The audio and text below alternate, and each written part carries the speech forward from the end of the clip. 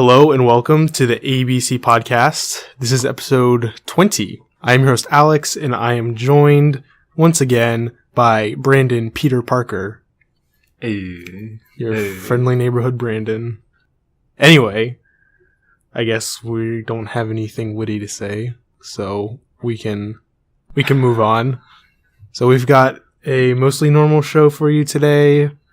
We got corrections, news, Fan Fic Fights, maybe emails. Actually, I haven't checked if we got any emails, so no promises there. But before we get to any of that, I have a very special unboxing. So this is... You're not going to make me describe the box, are you? Because there's... I mean, you can if you want to, but I won't make you. Okay, good. It's just a brown box. So this is a package from Toys for Games. They run a podcast, and every week they have a community question. And then on their podcast, they will read out the people's answers, and whoever has the best answer, who they decide has the best answer that week, will get a special package. And a couple weeks ago, I was deemed to have the best answer. So Josh kindly sent me out a package, and I don't know what's in it. So we're going to have a very special opening. And for the first time ever, we're going to do a live Periscope of unboxing it, so that not only will our listeners get to hear it, but if you want to see what happens, you can go on my Twitter, @AtariAlex, and you can look at it either, well, obviously, by the time you're hearing this, the Periscope will be over, so you can't watch it live, unless you just happen to see it live now. Really congratulations.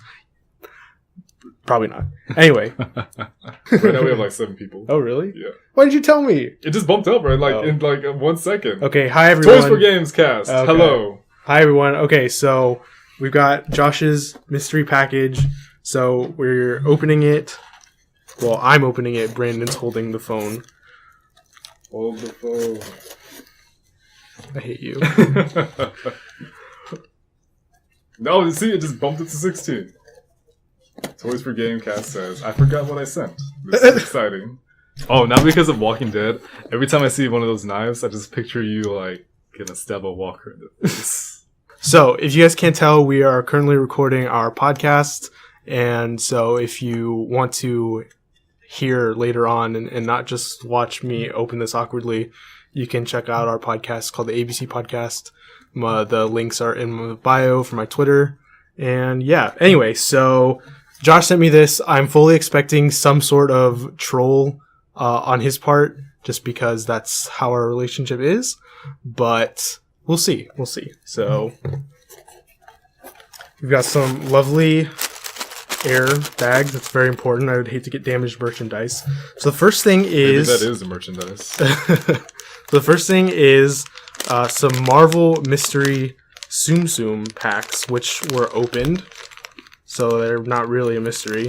Anyway, it is Falcon and Red Wing and like some air. So that's pretty cool. What do you think, Brandon? It's pretty cute. I do, yeah. I really like it. So I don't collect Tsum Tsums, but I don't know. This might be a gateway drug. That's a very nice analogy. And then the second thing is a Disney Infinity 3.0 figure of Spot from The Good Dinosaur. I haven't seen The Good Dinosaur. Me neither. So I don't know if I should be like offended, if this is supposed to be a statement on my personality, or if it is just a random toy inclusion. You know, I found out that Disney is canceling Infinity. Yeah, that's old news, Brandon. I know, but it's like, we never talked about it. Whoa, yeah. And I've always really liked the figures that they had. They're pretty nice figures. Mm-hmm.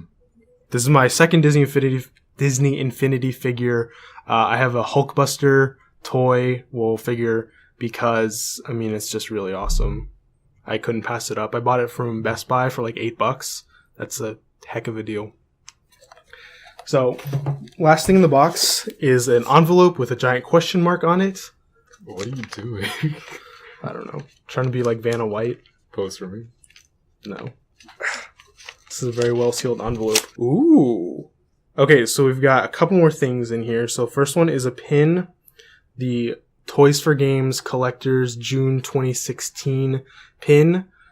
These are available to Patreon supporters of, I believe, the $5 a month level and up. I don't know if this will be in replacement of my Patreon pin, because I also support their Patreon, which you should do too, because you know you want a sandwich podcast. Patreon.com/toysforgames. Go check them out. Anyway, last two things. A Lego Star Wars video game bookmark featuring BB-8. Or is it? Oh no, it's a sticker. And then the last thing is a full art Gardevoir EX Pokemon TCG card. You know, when you said that, it might sound like God of War. Why? Oh, Gardevoir. Yeah, Gardevoir. I got you. Anyway, very pretty. Very holographic and shiny. I don't know if it's any good in the TCG. But, yeah. It's good stuff. So, that is it. If you stayed to watch this entire thing, I don't know why, but thank you. Again, check out our podcast. It's called the ABC Podcast. We talk about mostly movies and TV, but we talk about video games, comic book, cartoons, pop cultures, pretty much whatever the heck we want to talk about. So thank you all for watching or listening. If you decide to listen to the rest of this train wreck. And it wasn't that bad. It was pretty bad. It wasn't that bad. And we compared to when we did it in HEB. That was at least more entertaining or exciting. I don't know. Anyway, thank you all. Have a good night. Okay, well, that's over with, and this will be a joy to edit. But let's go ahead and get on with the main bulk of the show. Of course, we always have to start with our corrections from the previous week. First of all, we have to apologize once again for, I don't even know how many times, for forgetting to plug our social media at the end of the show. Now, to be fair, we were in a rush to try and end the show and get everything cleaned up so that Brandon could get the mask, but still, we didn't say it, so... Even though I think at this point they should know. You would think that, but people are people. Never put your faith in people. Individual people, yes, but people as a whole.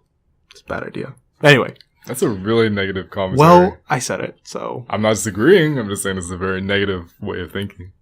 So, now for some actual corrections. So, first of all, something that I forgot from episode 18. We were talking about a book that I used to read when I was in elementary school, the My Teacher's an Alien series. And the second book in that series, the title is My Teacher Fried My Brains.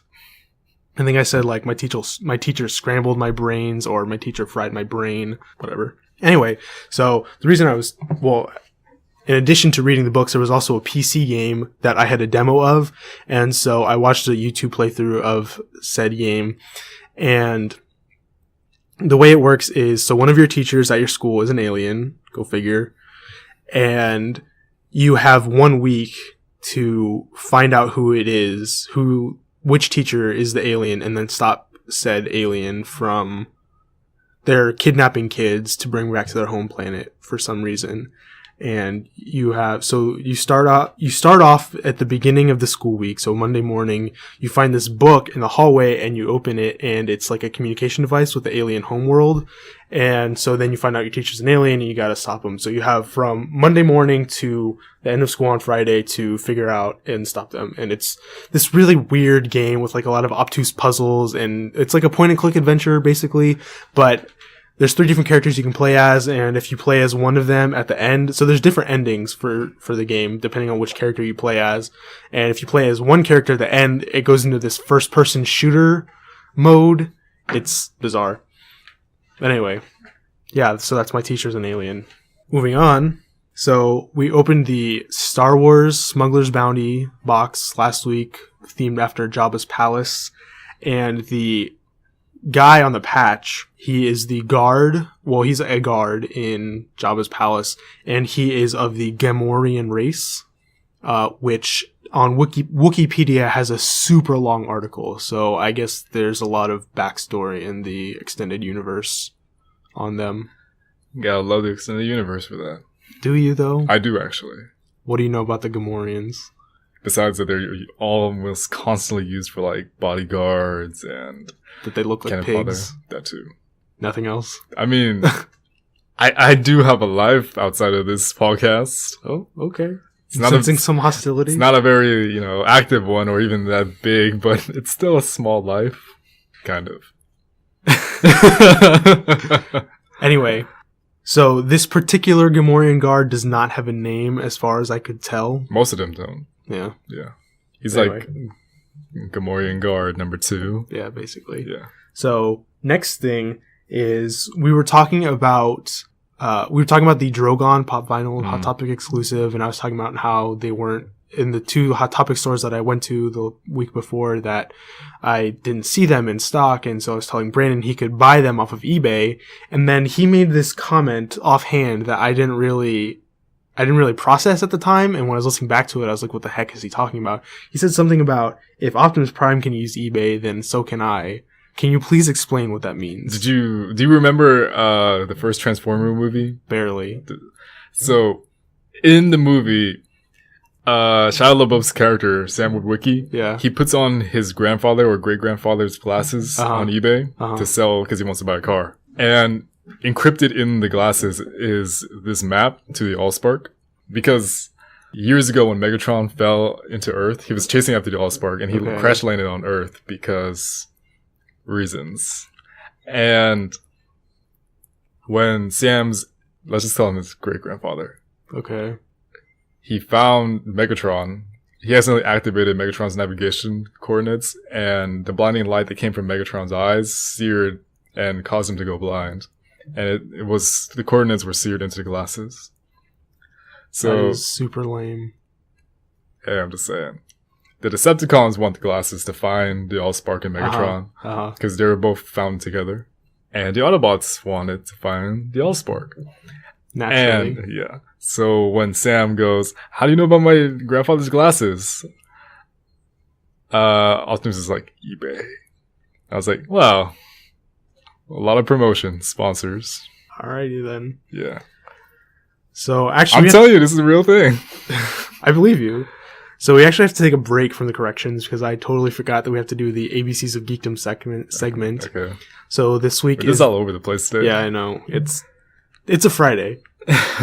So anyway, this week is the letter H, and it is my turn to pick. Okay. And I don't have anything prepared, so I got to think about it for a second.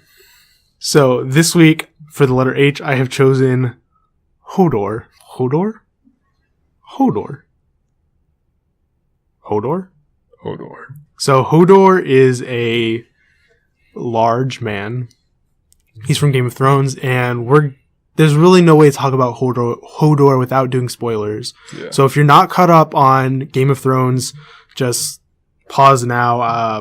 If this goes on for really long, I'll put some timestamps in the description. So Hodor is a very... I like how every time you say his name, you put the evidence. Hodor. I just felt like this gust of wind getting... You're welcome. So after Bran is pushed out of the tower in the first episode and he regains consciousness and his legs are broken, he can't walk anymore, when he's still small enough, Hodor carries him around. So they have this bond between them, which becomes even more intense when Bran learns that he can warg and can take over Hodor's mind because he's simple. And it's kind of like Freak the Mighty, only supernatural. Yeah, that's true. That was a weird book, man. It was. Did you ever see the movie? I don't think so. It was a weird movie, too. I believe it. Who's in it? I don't remember. Okay.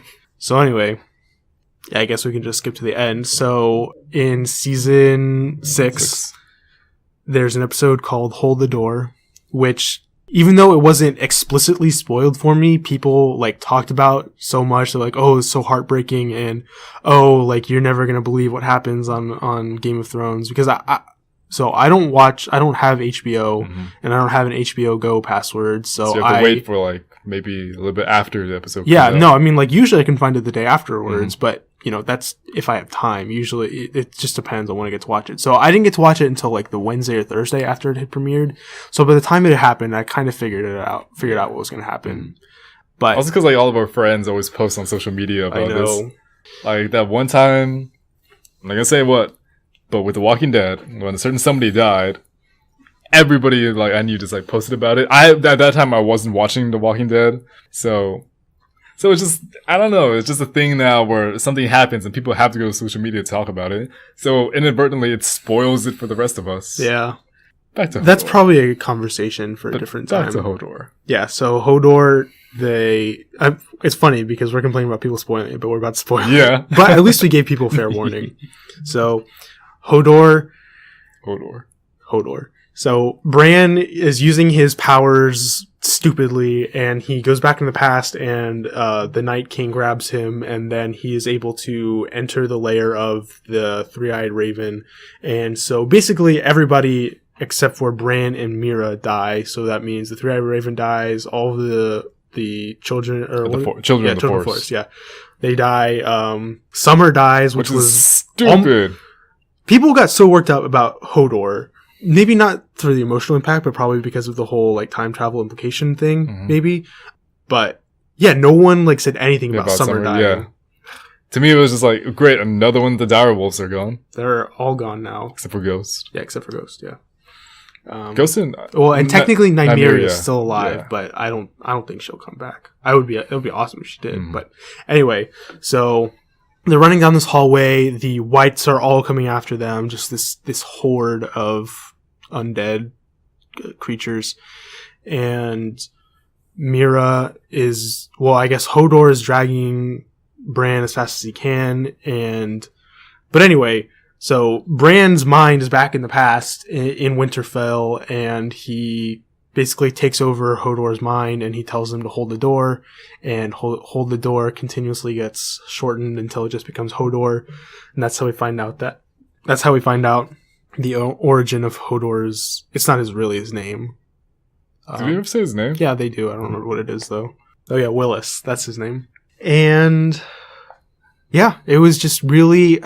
Again, like, I wish I'd gotten to either watch it live or not had it spoiled for me. I feel like the emotional impact would have been a lot greater, but even still, like, it was really, really crazy. And just the whole time travel implications of what that could mean for the next 2 seasons. Potentially, I mean, who knows what's going to happen? Like, if they're going to bring that back, if they're not, like, how, because obviously, Bran used that power to save himself for a little while. Even he used it to save himself for temporarily, but at great cost to Hodor for his entire life, basically. So I really missed Hodor. Like, watching the other episodes, I'm like, I just seeing that big lovable oaf, I just really missed him. Yeah. The worst, what really gets to me is that, first of all, that Bran was using his powers so haphazardly that he was just bored, and that he was like, oh, let me just hop back in time and see what's going on, and then everything just went downhill from there. And then second of all, that in the end it didn't even really matter that Hodor had to give up his life because he held them off temporarily, sure, and he gave them a head start, and that probably enabled Benjen to find them, but still, it's, I don't know. That's kind of like real life, though. I mean, you try to do the right thing, but it can only go so far. Yeah, I guess. And plus, I do agree, Bran should not have been doing that, but at the same time, if you have powers, at one point or another, you're going to use them in a way you're not supposed to. Sure. And also because when he's in that state, his, I don't know what you want to call it, his consciousness form or his astral form, like, he can use his legs in that form. So maybe it's like, hey. Anyway, that's it for the letter H. I think it was a pretty good one. I think so. Moving on. So back to our corrections. So speaking of YouTube playthroughs of old games that I played when I was a kid. So Spelling Jungle, remember we talked about it last week. I had a couple more notes that I needed to bring up. So first of all was, I said in episode, whenever it was we first talked about it, I don't even remember honestly. But when we first talked about it, I said that I thought there was a live system and that was why I could never complete the game. That is incorrect. There are no lives. I watched parts of 2 different walkthroughs, and in each of them, the guys never died while they were playing, so I don't know what happens if you die. I assume you just start that stage over, but yeah, there's no lives, so I don't know why I was unable to beat it. I guess it was just a puzzle that I couldn't figure out, but... Or you just weren't worthy enough to solve it. I suppose that's possible. Another thing I noticed when I was watching it is that there's a ton of backtracking in that game. So, that always really bothered me in games.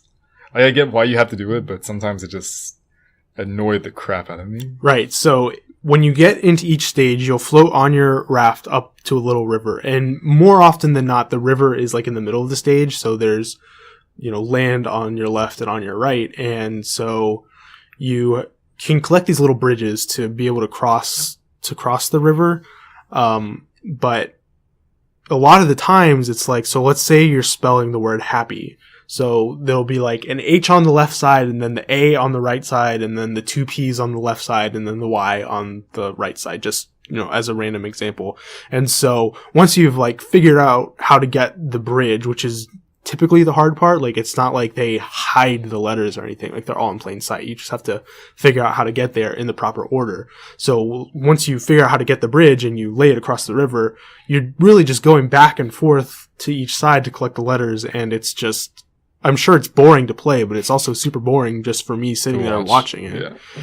And once you collect all the letters, your raft appears again where you left off from it. So if you're like near the river, but like at the top of the screen and the raft is at the bottom of the screen, you have to walk all the way down to the bottom of the screen or whatever. And so there's just a ton of really unnecessary backtracking, I think, which is really unfortunate.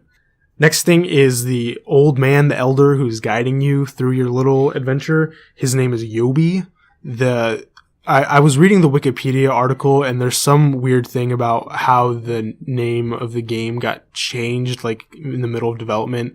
The original name is, like, Yobi's Spelling Tips or something like that. I don't remember. It's not important, but that's the old man's name. There's also a sequel to the game called, like, Blizzard, or Spelling Blizzard, and he's in that game too, and he's wearing like a parka instead of his like wizard robes or whatever he's wearing. There are 101 levels in the game, which is really ridiculous. What? Yeah, you remember how I was telling you how every time you beat the level or you beat the map, you move on and then you have to like spell out that word and a few other words. Yeah. And the third guy, he's really fat and he's like laying down on the little bar. There's actually a total of 10 people that. So at the beginning, you only have to spell out 3 words in between levels, but at the end of the game, obviously it increases as you go on, but at the end of the game, you have to spell 10 different words. But the most important thing that I know you're all curious to know about is the end of the story, and there is an end to the story. It turns out that the reason the river is flooding and threatening your village is that at the top of the river and at the top of the cliff where the river originates, someone forgot to turn off the giant faucet there. That's a true story. So you get to the top of the river, your little dude climbs up the cliff, and he just undoes the faucet and turns it off, and everything's hunky-dory. Yay. Indeed. Okay, so then the last game that I'm going to talk about for this week, at least, well, old game that I played when I was a kid that I'm going to talk about for this week. Rita Rabbit 2nd grade. So I was talking about how you played... the fact that we've been on this thing for like almost 3 episodes. What's your point? We're in our 20s and we're talking about this. What's your point? What's my point? I think we should prioritize our lives better. Nah. So I was talking about how you play as Sam the Lion, you get this letter from Rita Rabbit, and I wasn't sure if you are supposed to... if your object is to save him or not. And so I found this really weird, is that throughout the game, you talk to these other NPC characters who live in the castle, and you're always like, I have to find Rita Rabbit. I have to find my friend. But at the end cutscene, you get up to the tower, and he's like, Rita Rabbit, I'm here to save you. I'm here to rescue you. And he's like, bro, what are you talking about? I don't need to be rescued. So it turns out that Rita Rabbit is working with the dragon who lives in the castle, and they're working together to build a spaceship so they can go on an adventure. And throughout the game, you're collecting these widgets, and the widgets form together to create this little spacesuit looking man. But it's not a spacesuit for you to use when you go into outer space. You use it to power the ship for whatever reason. And yeah, that's how it ends, is all 3 of you get in the spaceship and you fly off into space. Couple other things that I wanted to mention is that the mini games that they have in the game are fun the first time, but you play pretty much every game like at least 10 times. Like there's this one game that is repeated way more often than others where you are in this little map. So it's a pseudo platformer, even though you can't die. But you get to the beginning of the room and there's this little character, and she tells you have to find. There's different ones, so it's either mathematical or it's words. So she'll say, find all of the things that equal 1/2. So it'll either be like a fraction 1/2. It'll just be like the word written out 1/2. It'll be like a half of a pizza, stuff like that. Or she'll say, find the words that have this certain sound or begin with this certain prefix or something like that. And you just do that so many times. And when I was watching this video, even though it was only like an hour and a half long, like I just got super tired of seeing that. And I was like, how did I do this when I was a kid, just playing this over and over and over? Like, how did I not get tired of it? And granted, like I would play the game over, the course of a couple weeks because I wasn't that good. Whereas this person was playing, and I'm sure I would now be able to plow through it in an hour and a half, but I don't know. And the last thing I wanted to say was the music in the mini games was really good. Like, you know how like when you hear certain music, like it just takes you back to like whatever you were doing whenever you heard that music. As soon as I heard that music, I was instantly taken back to playing those games. So that was cool. So the next thing we have to talk about is Garfield's Pet Force, which we talked about last week. We did. And oh my god. Okay. So get started. Not a ton of stuff to talk about for this one. So first thing is that John was the emperor of the universe or whatever that they were in as the Pet Force. Mm-hmm. And so what happens in the... I'm sorry. Just having the title of Emperor of the Universe and knowing that John is in charge. If you ever read Garfield, you know that it's not necessarily the best idea. So anyway, the evil, veterinarian lady who is the analog for Garfield's veterinarian in the quote unquote, we'll call it like Earth 1, Earth 2 to use the DC nomenclature. She's a bad guy in the alternate universe in Earth 2, and she teleports the original Pet Force into like this null zone or whatever. She basically erases them from existence. And so Emperor John, knowing that they need heroes to protect the universe, he has his sorcerer, who is Binky the Clown, like you said last week, he has him create a portal. And so then it shifts over to Earth 1 with regular Garfield. And in that universe, the Pet Force is a series of comic books. And Nermal gets the special 100th issue, and he brings it all to everyone to show them the 5. So Garfield, Odie, Arlene, Nermal, and Pookie. And when he does that, the comic book becomes a conduit into Earth 2, and they get sucked in, and they become the new Pet Force. So we got all of the powers right last week with one exception, which was Arlene's powers. I said she had like a hypersonic voice akin to Black Canary. It was actually more like a hypnotic voice, and she also had the power to fly. But other than that, everyone else you got right. Oh, also, Garfield and Odie are immune to the effects of her hypno voice. The only other thing I wanted to say about them was their superhero names. So Garfield was Garzuka, Odie was Odious, Nermal was Abnormal, Arlene was Starlina, and Pookie was Kompookie. Oh, and the evil sorceress, her name is Vetvix. What's the name of the veterinarian that John has a crush on? Liz. Yeah. So yeah, that's Garfield's Pet Force. I really do encourage. There's also a movie, which I just found out right now. Me too. Which is like, wow. I haven't seen it. Definitely want to see it. Yeah, if I can find it, which is easier said than done, but that should be interesting. It should. Moving on. So, Captain Underpants. We were talking about Professor Poopy Pants and his plan to make everyone change their names, and through the power of Google, which I don't know why I didn't think of this last week, but I found the name chart that he uses in the book. So the way it works is there's 3 separate lists of name parts. So it's the first letter of your first name, the first letter of your last name, and the last letter of your last name. So my name, my Professor Poopy Pants name would be Stinky Giggleheiny. Brandon, your name would be Lumpy Hamster Butt. Lumpy Hamster Butt. Yeah. And just because I can, I'm going to call out a couple of our listeners. Okay. So Robin, your name would be Loopy Lizard Sniffer. Michael, your name would be Pinky Girdle Chunks. Emily, your name would be Crusty Banana Chunks. Bruno, your name would be Lumpy Banana Fanny. Susie, your name would be Snotty Gizzard Tush. Am I forgetting anybody? Eugene. Oh, does he listen to it? I don't. Oh, he's been on Okay, it. whatever. Eugene's name would be Crusty Toilet Tush. He looks like one. I think that's enough.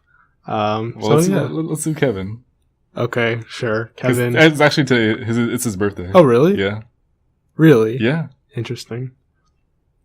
Kevin's name would be Flunky Pickle Fanny. No, wait, sorry. Flunky Pickle Juice. So, yeah. Now you're all educated. Speaking of Professor Poopy Pants, so he was from the country New Switzerland, which is where everyone has weird names. Well, I mean, I guess to them.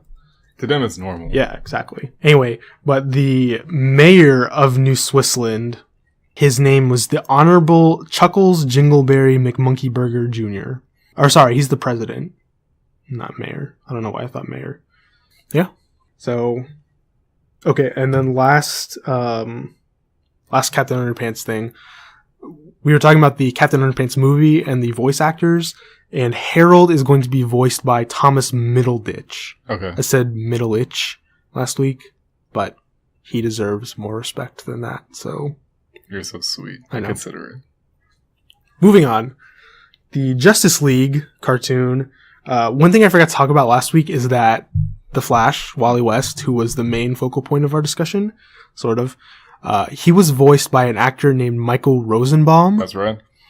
And I'm sure you know this, but Michael Rosenbaum's probably his most famous role was as none other than Alexander Luthor on Smallville. That's right. And so I just thought it was really funny that when he and Luthor switched minds, that it would... Yeah. Pretty funny. When I first heard him as Wally West, I never made the connection. Yeah. Just... Well, yeah, because, I mean, we were, what, like 11, 12, something like that? And I saw a couple episodes of Smallville. When I first saw Smallville, I had no idea this was about Superman. Because, you know, they always, like, subtly play it. They didn't just, like, show him in the costume. Yeah. So I had no idea what this show was about. Yeah. I watched a fair amount of Smallville because I remember it came on like Sunday mornings or something. And so they would play like a couple episodes and, you know, they would play them like sequentially. So like if you watched every Sunday, you would be watching it in order essentially. And so there was, you know, a good while where I managed to watch it every week. And so I watched a decent amount of Smallville and I liked it a lot from what I saw, but you know, then I got busy with life, whatever. So I've never seen every episode, and I'd really like to. I do too, yeah. But it's not on Netflix for whatever reason, which makes it difficult. I feel like if we do that, we're gonna laugh at how cheesy it is at some point. Yeah, I guess. And also just like laugh at the costumes and be like, ah.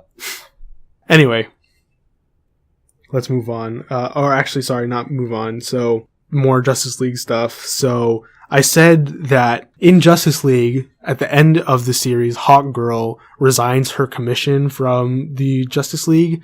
And then in Justice League Unlimited, while she's a continuing character, she's not a member of the League, which is not true.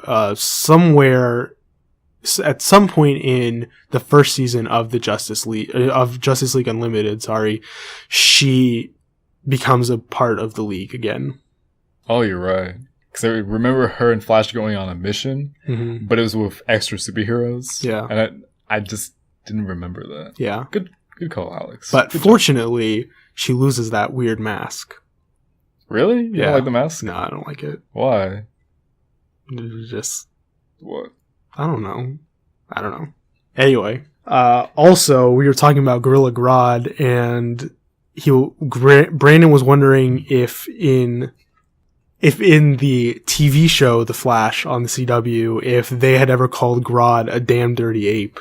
And as far as I could tell, I didn't have a chance to watch the episodes with Grodd, which is only a couple, but as far as I can tell, they've never made that joke.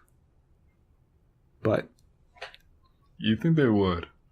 I mean, I'm sure Grodd will come back, so there's the potential for them to do that. Mm-hmm. So, but maybe they're above that kind of humor. Maybe. And then so a couple more Justice League things. So the Thanagarians, their intergalactic enemies are called the Gordanians. Last week I was struggling to remember what they were called. I called them several different things, although I know for a fact that I did call them Gordanians at least once. But definitively, that's what they're called. And the last thing is that the Thanagarians were attempting to build a wormhole bypass generator in order to get past the Gordanian defenses. That's good to know. And then the couple more Justice League things. I know I've said that a few times, but I mean it this time. So last week I was talking about the Green Lantern animated series, the whole thing with Guy Gardner and replacing Hal Jordan on Earth and stuff. I mistakenly said the Justice League animated series when I meant to say the Green Lantern animated series. I apologize for that if I misled anyone. And then the reason that Jon Stewart does not wear a mask in the episode where he was inducted into the Green Lantern Corps, when he was given his Green Lantern ring, Hal Jordan used his ring to create a costume for Jon Stewart, complete with a mask, just like Hal wears. But Jon just took it off, threw it on the ground. He says, "I don't need this. I don't have anything to hide." And ever since then, the comic book creators have stuck with that. They've never drawn him with a mask. What a man. Indeed. Yeah. Moving on. So the movie The Hulk, the one with Eric Bana, was produced by Universal. Marvel didn't have any involvement with that. It wasn't until The Incredible Hulk that Marvel came on to produce the movie, even though Universal still had the distribution rights and continued to do so. We were talking about the Pokemon Meloetta because it learns the move Relic Song, which has a 10% chance to put the opposing Pokemon to sleep, because we were talking about sleep moves. Anyway, I said that the two forms are the Aria form and the Step form. In actuality, it's the Aria form and the Pirouette form. Additionally, I said that their attack and special attack are switched. The Aria form has a higher special attack, and the Pirouette form has a higher attack, which is true, but also their special defense and speed stats are switched as well. The Aria form having a higher special defense and the Pirouette form having a higher speed stat. So Lilo and Stitch stuff. So I was doing some research, and one thing that I remembered while I was doing my research was there was this game on DisneyChannel.com where you played as Experiment 625, who loves his sandwiches, and the object of that game was to make the biggest sandwich you could. Yeah, I played it. Yeah, you played it? Yeah, so basically you had this little piece of bread, and sandwich ingredients would fall from the sky, so like lettuce, tomato, mayo, some sort of meat, I'm sure. More bread. Yeah, and then more bread, and so basically you got as much ingredients as you could, and then got the bread on top, and then you would get more points based on how tall the sandwich was. But there would also be like trash falling from the ceiling. So I don't remember what it was. I remember there was an old boot. That's the only thing I can remember for sure. But basically just stuff you wouldn't want on a sandwich. And there's like a yuck meter, and if your sandwich got too gross, then you lost the game. But yeah. That was fun. Anyway, speaking of Experiment 625, he is given a name in one of the movies, and because Lilo likes to name all of the experiments. Anyways, 625's name given by Lilo is Reuben, because it's a kind of sandwich. Yeah, pun. Ha ha ha. Anyway, and then the pink version of Stitch female Stitch, essentially. She's experiment 624, and her name is Angel, given by Lilo. And then this was probably the most important thing, is that there's a third Lilo and Stitch movie we didn't talk about. Well, a third sequel movie, which is called Leroy and Stitch. What? What part of that did you not understand? Leroy. Yeah, Leroy. Who's Leroy? Leroy Jenkins! Not that one. Leroy is another experiment that Jumba creates after 627. Really? I think. He's like a red Stitch, basically. How does 627 look? I don't remember. Oh, just kidding. Leroy is experiment 627. That makes more sense. Okay, so just kidding about just kidding. 627. So Leroy is red, but so is 627. So thank you, Google, for confusing us. Yeah. So not Leroy. 627 has a bigger ovalish head, but Leroy is literally just Stitch, but with a red color. And also another thing I forgot to talk about, even though I had it written down last time, I don't know how I forgot to bring this up, but there is a Lilo and Stitch anime. Yeah, it's like an anime where it's a reimagined version of Lilo and Stitch, where Lilo is Japanese rather than Hawaiian. Interesting. Yeah. So yeah, I thought that was interesting. Moving on. So Star Wars Celebration Europe was held in London this year, not anywhere else in Europe. I don't know why they didn't just say London, but maybe that was their way of getting out of ever having it in Europe again. Are we still salty about Brexit? No. I don't know. Anyway, that's all I had to say about it. So Star Trek, Captain Kirk's father, his name is George. George, really? Yeah, George. Depending on, according to Wikipedia, depending on which version of Star Trek you're watching, he actually has either a different first name or a different middle name. But in the J.J. Abrams Star Trek movies, his name is George. Okay. He was captain of his ship for 12 minutes. I don't remember how long we said last time. 10. Yeah, so 12 minutes. Nice. It's a very important difference. And he was first officer to Captain Richard Robow. Moving on. So one more Pokemon thing. We were talking about the Pokemon Wimpod, who was announced. I said he looks like a silverfish, which I still stand by, but he's actually based off a horseshoe crab, which is a weird looking thing. It reminds me a lot of a facehugger from the Alien series. Ew. Yeah, so try and get that image out of your head. Why? Why does it? No, just why did you have to compare it like that? That's just what it made me think of. Then anyway, another thing I believe I forgot to talk about last week was his typing. Mm-hmm. He's a bug water type, which is shared by only one other Pokemon, which is the Pokemon Surskit, which is a pre-evolved form of the Pokemon Masquerain, or some people call it Masquerian, which evolves into a bug flying type. So Surskit is basically, there's no way to use it in competitive battles unless you play by Little Cup rules, which if you don't know, that's where all Pokemon can not be fully evolved. If they have to be in their lowest evolutionary state, and they can only be level 5.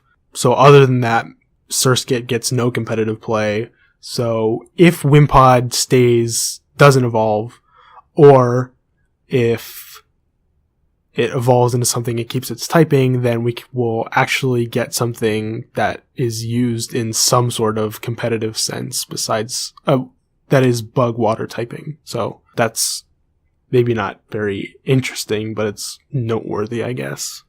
So last week we were talking about Shrek because it won Best Animated Feature Film in 2001, the first year which that Academy Award was awarded. And so a couple things we forgot to talk about from the Shrek franchise was so we talked about Shrek the Halls, which is a TV Christmas special. Mm-hmm. There's also a TV Halloween special called Scared Shrekless. Okay. Which I think I've either seen parts of or maybe seen the whole thing. I don't really remember. I think it's just a series of little short, quote unquote, horror stories that Shrek tells Donkey in order to try and scare him, but that's all I got for you. Anyway, there was also a Broadway musical that ran for 2 years, I believe. Oh my gosh. You didn't know that? No, I did not. Yeah, I knew this. I just totally forgot about it. I mean, it ran for 2 years, so it was actually decently popular. Mm-hmm. From what I remember hearing about it back in the day, it was pretty well received. Alrighty then. Yeah. Catherine, I don't honestly know if my sister still listens to this show, but she lives in New York, so she loves Broadway. So, Catherine, if you are listening, let me know. Or anybody else for that matter, I'm not going to discriminate. So we were talking about there being a Shrek cartoon on Nickelodeon, which there was not. However, there was a Netflix cartoon called The Adventures of Puss in Boots. So not Shrek, but Shrek Universe. There's also going to be a sequel to Puss in Boots, the movie, which is called Puss in Boots 2, 9 Lives and 40 Thieves. It's actually a cool title. I guess. Who's his voice actor? Antonio Banderas. That's right. Yeah. That's right. So, moving on. Fear the Walking Dead. There is no graphic novel basis. So it's just all from the writer's concept? Yeah. Okay. Which is good. I think, like them. I think it gives a little bit more freedom. Yeah, and I like that they're exploring new territory because while The Walking Dead graphic novel, from what I know, people really like, it does kind of tie their hands a little bit for the TV show. Yeah, it does. I think that's with like anything when you already have a source. Except material. for Game of Thrones. Yeah, which they went way ahead of them. You always need to be careful about what you're doing because you need to respect the source material, but you want to make it your own. Yeah. So, yeah, Fear the Walking Dead. And then kaiju movies. So, I can't really tie this down to a specific movie, but I decided that my favorite kaiju is the Great Mighty Uzaru. I guess that could count. Why wouldn't it count? I mean, King Kong is considered a kaiju, so why wouldn't an Uzaru? So if you don't know, the Uzaru is the ape form of the Saiyan race, which is only activated, I guess, under a full moon. Although the elite Saiyans, as Vegeta so likes to proclaim all the time, they created a technique to basically emit the rays of a full moon so that they could transform into an Uzaru anytime. So an Uzaru is essentially a giant ape, think like King Kong, but he also can fire a laser beam from his mouth like Godzilla. So it's like the best of both worlds. Just saying. The only way to defeat an Uzaru is to cut off its tail, which you can do either with a Destructo Disc or with a samurai sword. What's that dude's name? The fat one? Oh. Yajirobe? Yeah, there you go. Yajirobe, yeah. Oh my gosh, he's the worst character. Why? He's like so useless except for that one time. He manages to bring sensu beans. That too. I guess instead of having to go up, all the way to the tower and have to get it. And I mean, he did cut through Vegeta's armor. Yeah. And he did cut off the tail. Yeah. But anyway, and then even though it's not canon in Dragon Ball GT, there's the Golden Great Mighty Uzaru, which is basically the Super Saiyan form of the Uzaru, which is cool, I guess. Again, not canon, but whatever. Okay, so then the last thing that I have to talk about is the giant incense thing from Spain. So it is called a thurible.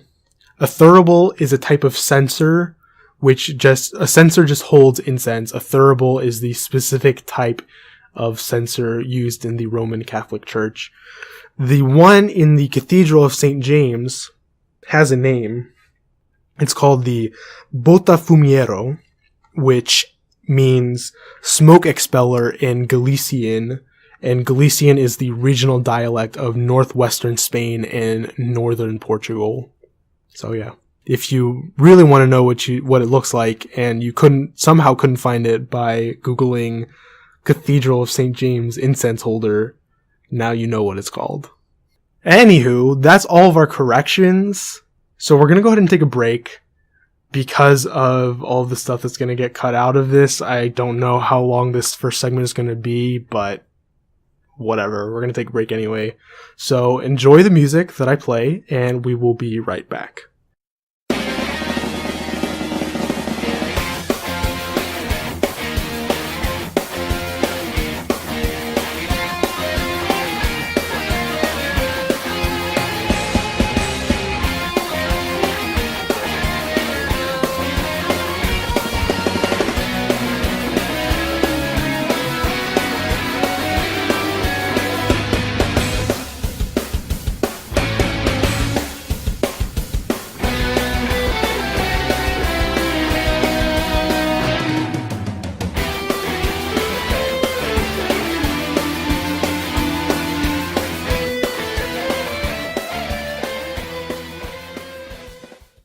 Okay, we're back, and we've got a lot of stuff to talk about.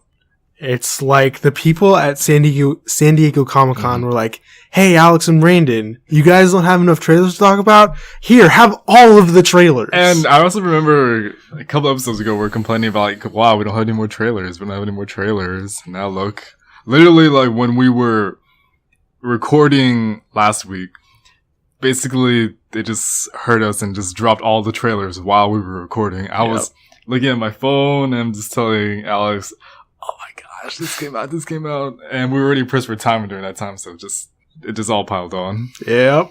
So, without further ado, let's get into it. So, the first one we're going to talk about is the Wonder Woman trailer. Okay. So, Brandon, what did you think?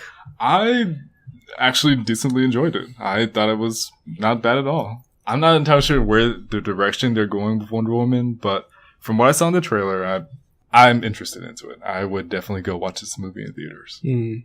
But what about you? It was okay. It was okay? That's actually, for you, considering the recent DC movies, that's pretty high praise. Yeah, it didn't completely turn me off from the movie, unlike another DC movie trailer we're going to talk about in a minute. But yeah, it was okay. It was very, like you said, I don't know the direction they're going with this. Like the whole World War I thing. I think it's World War II. Oh, World War II? Whatever. Anyway, the whole war thing. Wait. I think you might be one. Just let me double check with that, okay? All right. Yeah, like you said. Because I think she's been portrayed in both. Yeah, well, actually, I was about to say that I don't know if they've ever really gone this route in the comics. It's very, I don't know, it just seems very un-Wonder Woman to me for her to fight in man's war, because that's kind of like the whole thing, is that the Amazons are supposed to stay out of it. I agree, although I do know that in past incarnations of her, she usually feels the need, or she feels compelled to participate, because she feels like if we're going to share this world, we need to make it better. I guess. And it is World War I. I was mistaken. Okay. Yeah. It's just she's been shown in both, but World War I do remember that. Okay. One thing I did like was her new costume. It's very vibrant. It really pops out against all the, like, there's like a lot of really like muddy gray colors in the movie, and it just really like stands out. And I did like that. Yeah, which I think it works both on an aesthetic level and like a figurative level, because it shows that she's like a beacon of hope in this world at war. Yeah. I also liked her tiara. That they didn't like put a lot of emphasis on it, but I just did notice. Yeah, because I like how it's like nothing too ostentatious, but it's still, it's still true to the source material. That was a good VW word. Thank you. You know where I learned it? Iron Man. Really? Yes. Tony uses the word, and I thought this is such a great word, so it just stuck with me. Okay. Yeah. Who says movies and comic books don't teach you anything? Not me. Yeah. Plus, I really like Gal Gadot's portrayal. Yeah. I personally liked it. So I'm really excited to see more of her in the movie. All right. And plus, what I liked about it is that the Amazons look badass in the movie too. Like they just rode into battle with swords and shields, and they're cutting down soldiers. So do you think Hades is going to be the main antagonist of the movie? I think so, because I don't think it can just be about her fighting Nazis. I feel like that would be too... Well, there were Nazis in World War I. Oh, you're right. The Germans. Yeah, sorry. I said it like that. No, it's because you got me all confused with World War I, World War II. Anyway, I just think that would be too mundane, very run-of-the-mill. It was just for like her battling humanity. Yeah. I do think so too. I mean, honestly, you know what I would actually assume? Ares. That would work too. Because World War. Yeah. That's what I would think. This conflict fuels me. Ares, you dare defy the god of war.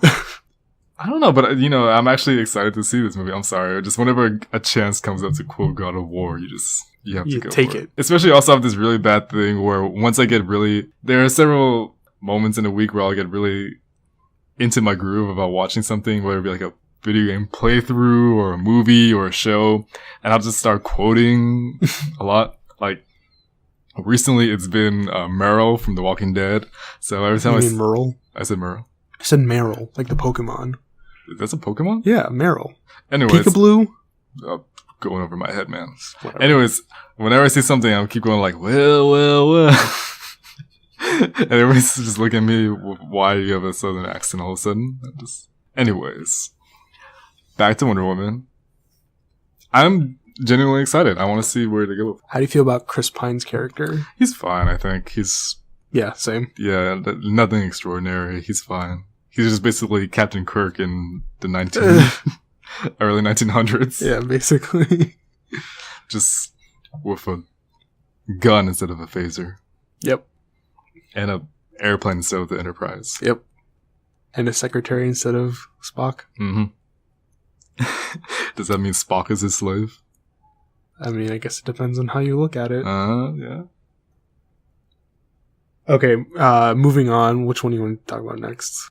Let's go with the other DC trailer. Well, there were two others. Let's go with the other one we watched after this. The one that you're not as excited So, the Justice League movie is a thing. Mm-hmm. And... Oh, the Justice League movie. I thought it was the other one. No, we watched that one second. Because, I don't know, you feel pretty bad about both movies. Yeah, that's very true. So that's why I was confused. Okay, well, Okay, I already said Justice League, so... Yeah, so... This movie... So, what they showed in the trailer... And granted, this is a couple minutes of probably 2 or 2.5 hour long movie. What they showed seems to be very opposite of what we got in Batman vs. Superman, I would say. Do you feel the same way? Depends on what you mean by opposite. So, to me, it seemed like they were trying to go for a much lighter tone. The very beginning of the trailer was very gritty and serious, but then there was a lot of jokes, a lot of their attempts at jokes, I should say. Just very, trying to lay the groundwork, but show this lighter, less serious side, which I think they got a lot of crap for from Batman vs. Superman. At least that was one of my big gripes. One of many. But... No, you're definitely right about that. I can see them going in that direction. Yeah. I didn't mind it. Honestly, I didn't mind too much the lack of humor in Batman vs. Superman.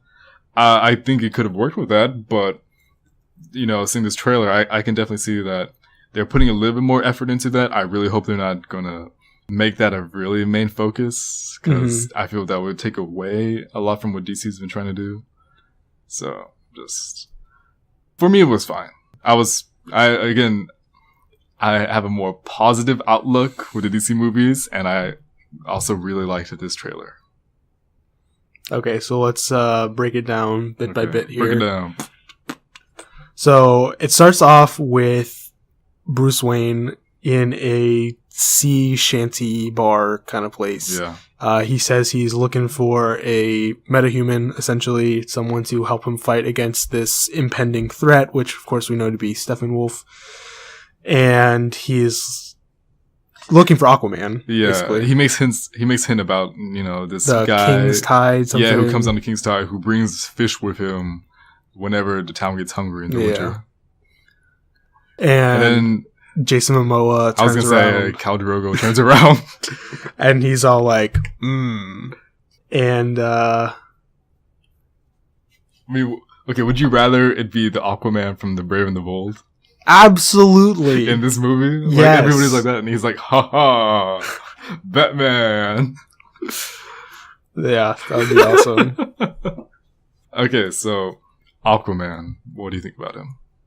Okay, so I will say that I said this on the show before, but I like Aquaman. Like, he gets a lot of crap for being like this useless hero, and it's really undeserved. He's actually a really badass character, and so I think they are going in that direction by including him, and so I do like that. I will say that. I'm still not sold on his design from what they've shown so far.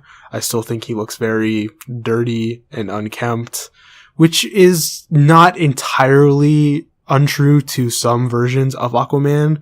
That's just not what I think of when I think of him. I tend to go more towards the Injustice character. Not for any particular reason. It's just what I think of. His look? Yeah. Okay. Just more clean cut, more blonde, mostly. Yeah, I didn't notice that.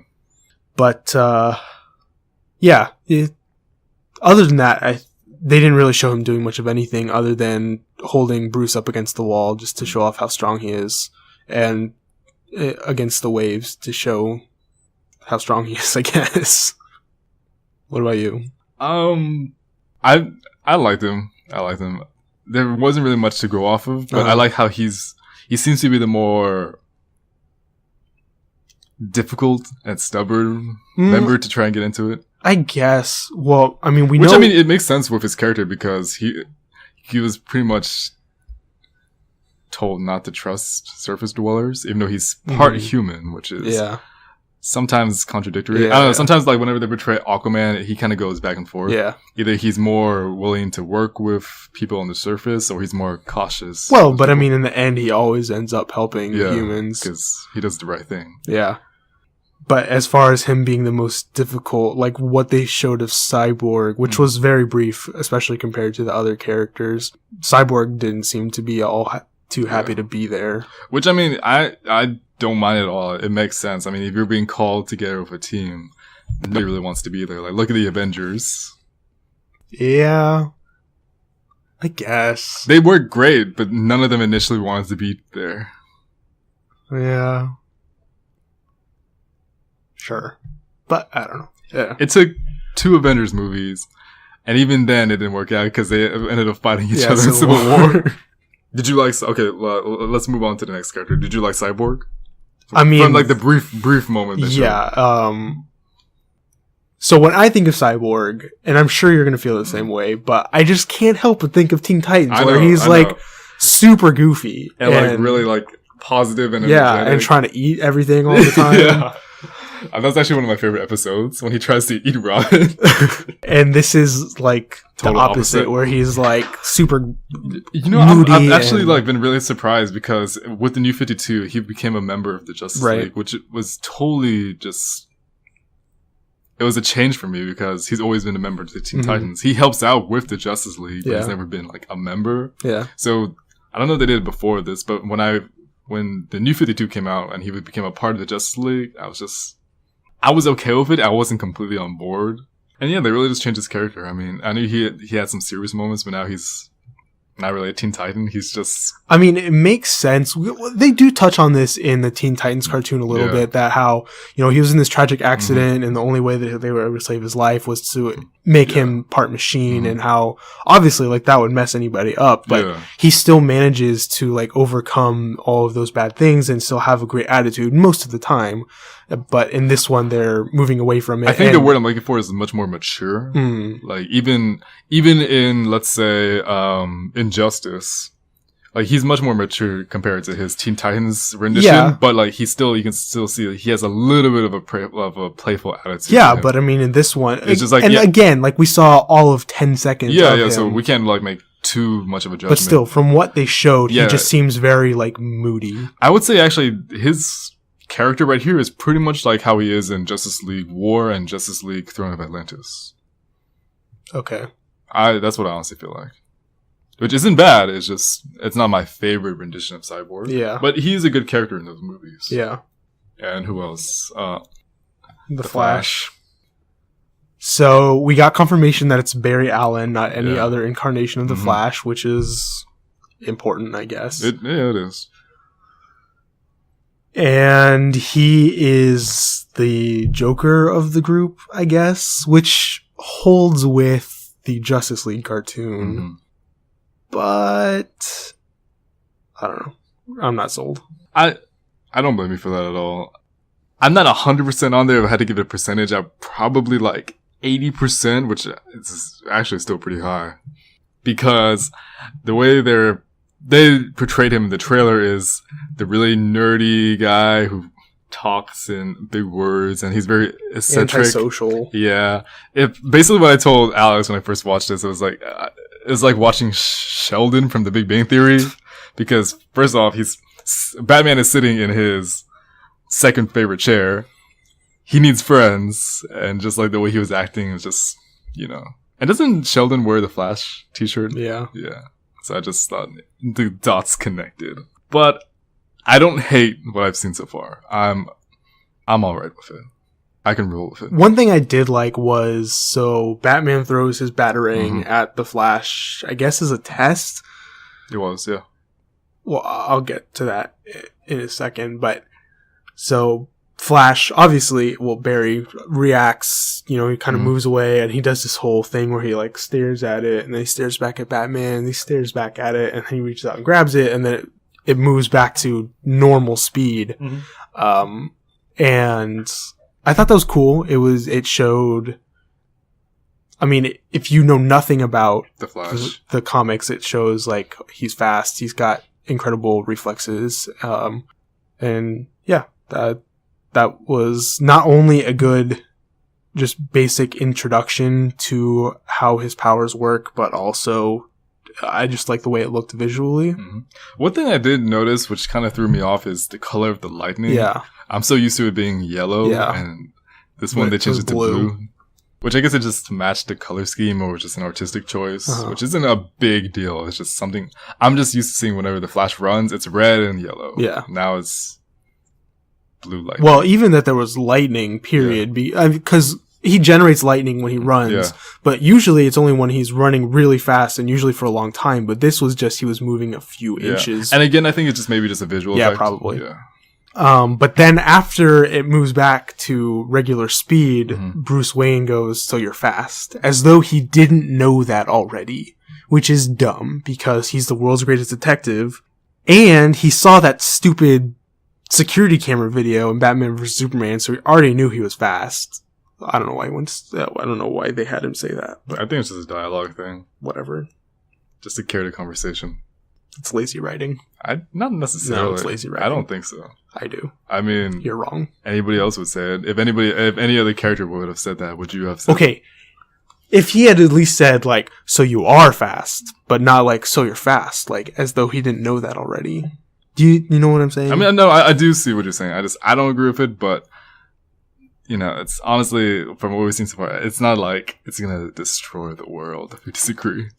It might destroy this world of our podcast, but...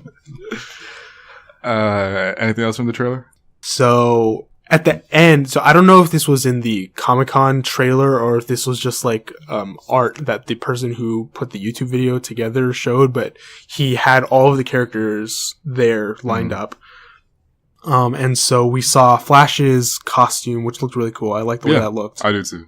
It reminded me a lot of the costume that he wears in the first Injustice 2 trailer. It's very it looks a lot more armor-like, which is weird because you'd think that would slow him down, but, whatever. It just looked very metallic as opposed to, like, cloth. How, he is in the Flash TV show. It's not metallic. It doesn't look... No, I'm talking about opposite, Cause gotcha, okay. There was... Superman was in that little screenshot, which was not... He wasn't in the trailer at all. He wasn't mentioned at all. So I'm still curious to see how that shakes out. And then, everyone else was there just looking the same way, really. The other thing I forgot to mention. So, at the very end of the trailer, Cyborg says to Batman, he's like, what does he say? He's like, "So you're real," or I didn't think you were real, or something. And Batman goes, "I'm real when it's convenient, when it's useful." What does that even mean? Please tell me what that means. It means that when he's needed, people will realize he's real. That's so dumb. This one, I'm more on your side. I think it was a little bit unnecessary, but again, it's not the worst writing I've seen. I mean, We're not talking like Birdemic levels here, but it's pretty You ever bad. seen that movie? Yeah, I have. You have? Yeah. Wow. Yeah. I've never seen The Room, though. I'm curious which one is worse. The Room? The one with, what's his name? Good old, what's his name? Tommy Wiseau? Sure. God, that was a terrible movie. Oh, you've seen it? I've seen it. Eugene, Michael, and Emily and I had like just this day where we had a movie marathon. We saw The Room, Inception, Babadook, Up, and there was one more movie, I think. I might be wrong. I honestly don't remember. TFTI. Anyways, The Room was just, I think, really, without any judgment, I can objectively say this is one of the worst movies I've seen in my life. There was a sex scene. There was like a sex scene every 15 minutes or something. Solid. Then the sex scene lasted for a good amount of time. Solid. Like, I would just like be looking at my phone and I'm gonna watch a video on YouTube real quick, just like, just clear the air. And I look up and it's still going on. So we had to fast forward it and we're just like waiting and it's just like, it's still going on. I'm just like, oh my gosh, man. So if you just basically follow everything, but I think, like fun. I think just for the sake of bad movies, you should watch it. I mean, I plan on it. Yeah. But I mean, yeah, it's, the writing is nothing like that, but I was okay with it. I was okay with it. Okay. Let's move on. So I guess we can do the other DC Yes. movie. So Suicide Squad, they released a new trailer, even though it comes out next week. Holy crap, you're right. Yeah, so I don't know why. Again, what was the other movie? Star Trek. They released a new trailer like a couple weeks before it came out for Lord knows what reason. And it's doing pretty well, actually, I saw. Mm-hmm. Which I was very surprised about. Yeah, but we're not talking about that. I'm just saying, mentioning, calm yourself. So, They're just canceling the apocalypse. what was I talking about? Oh, Suicide Squad. Squad. So, a lot of it was like basically the same stuff. There was a few new shots, although honestly, I couldn't even tell you now what new they showed off. Just something really, just new footage, like a couple of seconds of clips of new footage. Yeah. Just basically a reiteration of what the movie is kind of about. Highlights of characters. That's really about it. Yeah. It didn't change my opinion on the movie one way or the other. But yeah, it's a thing. It's pretty, easy to tell by this point. I'm okay with this movie. I actually want to see it. I'm not going to be able to see it because I'm going to be in training for work, which is going to last for 3 weeks. So I cannot do that, which sucks. So screw y'all who are going to see it before me. But I don't know. At first, I was very iffy about where they were going because I just didn't know where they were taking the direction of this movie. Uh-huh. I still honestly don't know how the whole movie is going to play as a whole. But I think I've finally gotten comfortable to where they're going with this movie. It's a much more quote-unquote playful movie. You can still see it has dark undertones. Yeah. But they're taking it in a much more No, I playful mean, I manner. think we've known that. Yeah, and it's just all like, along, just the really. way they're just portraying everything. Like, at the end of the trailer, we saw highlight reels for each character. So one for Killer Well, Croc. I think that those were the TV spots that the person just pieced together. Yeah, which is, it would just highlight the characters. Yeah. It just gave them like a quick profile, Mhm. and then it just showed clips of them doing stuff. Yeah. And went back to the stuff from the trailer, and yeah, which I'm cool with. Mm-hmm. Mm-hmm. So I'm more positive about this movie. I don't know if it's gonna be successful though. We'll see. Time will tell. I've always been told to trust my gut, but my gut's usually full of food, so I'm like, it's probably not the best time. It's either it's full of food or I gotta fart. Alex just like rubbed his tummy right now. I'm hungry. Are you really? Yeah. You should have told me something. I would have brought you a snack or something. No, we're good. Okay, you want to move on? Sure. Okay, so let's talk about I guess we can do the one Marvel movie trailer for Doctor Strange. What else? I was kind of hoping we would get at least a Guardians of the Galaxy teaser. I thought so too. They had a panel, which I didn't see. I heard it was great. I heard it was funny. Michael Rooker was there as Yondu. And he even had his classic Yondu mohawk. Not the one he has in the movie, but in the comics, original Yondu, he was a much more different character than how he was in the movie. And he has this big old red mohawk. And Michael Rooker just comes out in full on Yondu get up, and he has the big old red mohawk. And it's thought, I honestly just want to spend a day with Michael Rooker and just hang out with him and play Call of Duty. Because apparently he's a big fan of that game. I feel it would just be fun to just like eat junk food and bum around with Michael Rooker. Sorry, I had to say that. All right. So, Doctor Strange trailer. Yeah, well. I, again, really didn't explain too much that we didn't already know. True. But at the same time, I think we have to tell ourselves, like, that's not necessarily a bad thing. Because, I want to go in knowing like, as little as possible. Like, it's one of those things where I just want to be surprised. A lot of what they showed off was just these weird, mystical, like, city-bending scenes that just looked insane. It's like Inception 2.0, basically. Really, and I think that's, like, it's a great visual aspect of the movie, because, I don't know, it's just so badass. Yeah. One thing I did notice, and probably my only complaint, is that Benedict Cumberbatch's American accent is not on point. Really? You don't think so? No, I don't. Like, you don't like how he portrays it, or you think it just doesn't match him? A little of both, I guess. I'm just so used to his British accent. And I know he was in 12 Years a Slave. I haven't seen it. And he was in the movie, so I don't know how he spoke in that movie.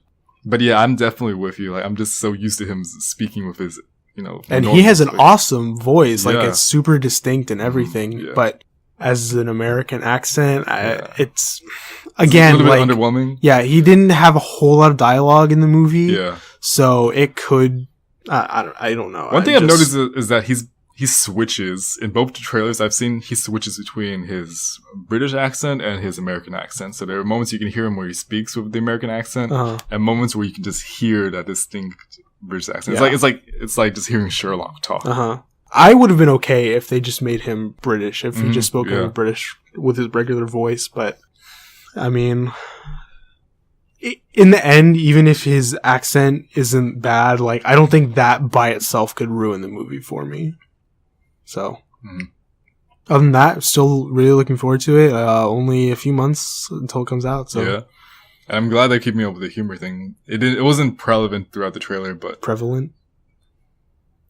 If you're gonna really be that person, do you even know me? Unfortunately, the very end when Chiwetel Ejiofor, his character, he gives him the little piece of parchment. And actually, I don't know what Benedict Cumberbatch says. What does he say? He says, "Is this my mantra?" What does that mean? What is mantra? I think it just means like something you chant. Maybe. And then, because it's some weird, like, it's a Tibetan really weird word or something. And then, Chiwetel's character, he turns around and he says, "No, it's a Wi-Fi password. We're not savages." And everyone died of laughter. It's not a busting out. No, it's not. It's like a little like jab. Yeah, it's kind of. Which I'm okay with. I mean, that's one thing Marvel does. And I know they get a lot of flack for it, but I appreciate the humor in the movies.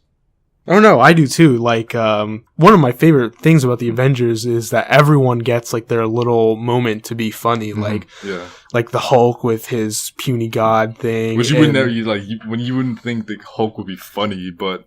Yeah, well, when I saw it in theaters the first time, like, everyone was laughing so hard that I didn't know what he said, like, when he was walking away. Yeah, then that's like the downside of watching things for the first time when they premiere. Yeah. Because everybody gets so into it. Yeah. And it's just, and then, like, the, what do you call it? The shawarma thing, like, that was hilarious. Yeah, just little things like that. Because of that movie, I wanted to try shawarma. I don't think I've had shawarma still. It's okay. Yeah. It's not as great as Tony makes it to be. It's fine. I love Mediterranean food. I just think it's... Maybe the Avengers, rose it so high for me. That when I ate it, I just thought this is basically a Mediterranean burrito. I like me some Greek food. I haven't really tasted Greek food. Shout outs to Nico Nikos. I need to try that one. You've never been to Nico Nikos? I've been in there. I've never bought anything because I didn't want to buy it because of the price. It is really expensive, but it's good. It's worth it. Yeah, and I've had pasta from there before. You gotta get the gyro. I've heard very much. Yeah. It's delicious. Anyway, we're not here to talk about food. But that was Doctor Strange. Yeah. So next one, let's talk about Kong Skull Island. Okay. So first thing, I noticed? Samuel L. Jackson. Yep, he's in another movie about a jungle. Just like Tarzan or Legend of Tarzan. You are King Kong! Visually, the trailer was great. Yeah. I thought the trailer was great. Storyline from what I've seen so far, though, I'm like, okay, they're going to Skull Have Island. you seen the other King Kong? That's Peter Jackson. That's Peter Jackson, yes. Yeah. Have you seen that one? And not all of it completely. I've seen, like, I've seen the beginning, somewhere I've just jumped around in the middle, and then I saw the end. And I know this movie, for some reason, it got some flack, even though it did win some awards. I think it's because it's so long. It's like 3.5 hours long. Maybe that's the thing. That's honestly, that's the only reason I've never watched it, is because it's just so long. Yeah. Not I like. Have you seen it? No. Oh, it's actually a real. I didn't know. I didn't hear, or I just wasn't paying attention. But it's actually a really good movie. Like, the acting is not bad at all. Jack Black as the character he is, I would not have gone with that choice, but he fits the role okay. Yeah. So yeah, I definitely think this was a very underrated movie. Okay. I might check it out before this one, because I'm not 100% sold on Skull Island, but I'm curious enough that I might see it. Maybe not in theaters necessarily, but at some point I probably would like to check it out. Anyway, the rest of the cast, I guess we can go ahead and talk about them. So, what's his name? Tom Hiddleston is in it. Taylor Swift is not, fortunately. And then John Goodman round out the most notable people that they showed off, at least. Like I said, I haven't seen King Kong, but John Goodman's character, based on what I know about Jack Black's character, they reminded me of them. Like, they seemed similar.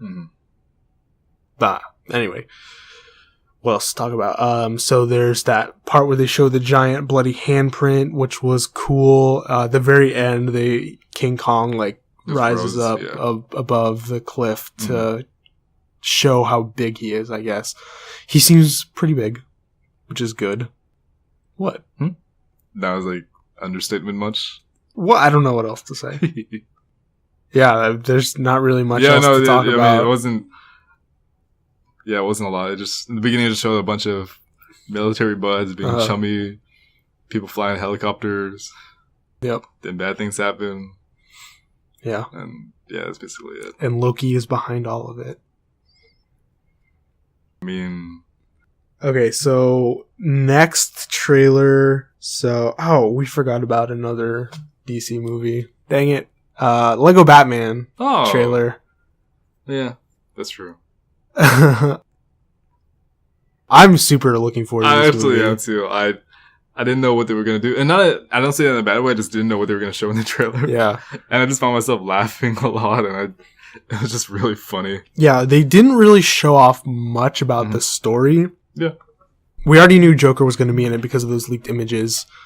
And we know they showed, again, this was in the first trailer, but they showed off the Justice League is in the movie, which makes it seem like it's going to be a lot larger in scale than just Lego Batman, which is good. I'm glad about that. Even though the Lego movie was huge in scale, though, already. Well, yeah, but I don't know what I was going to say.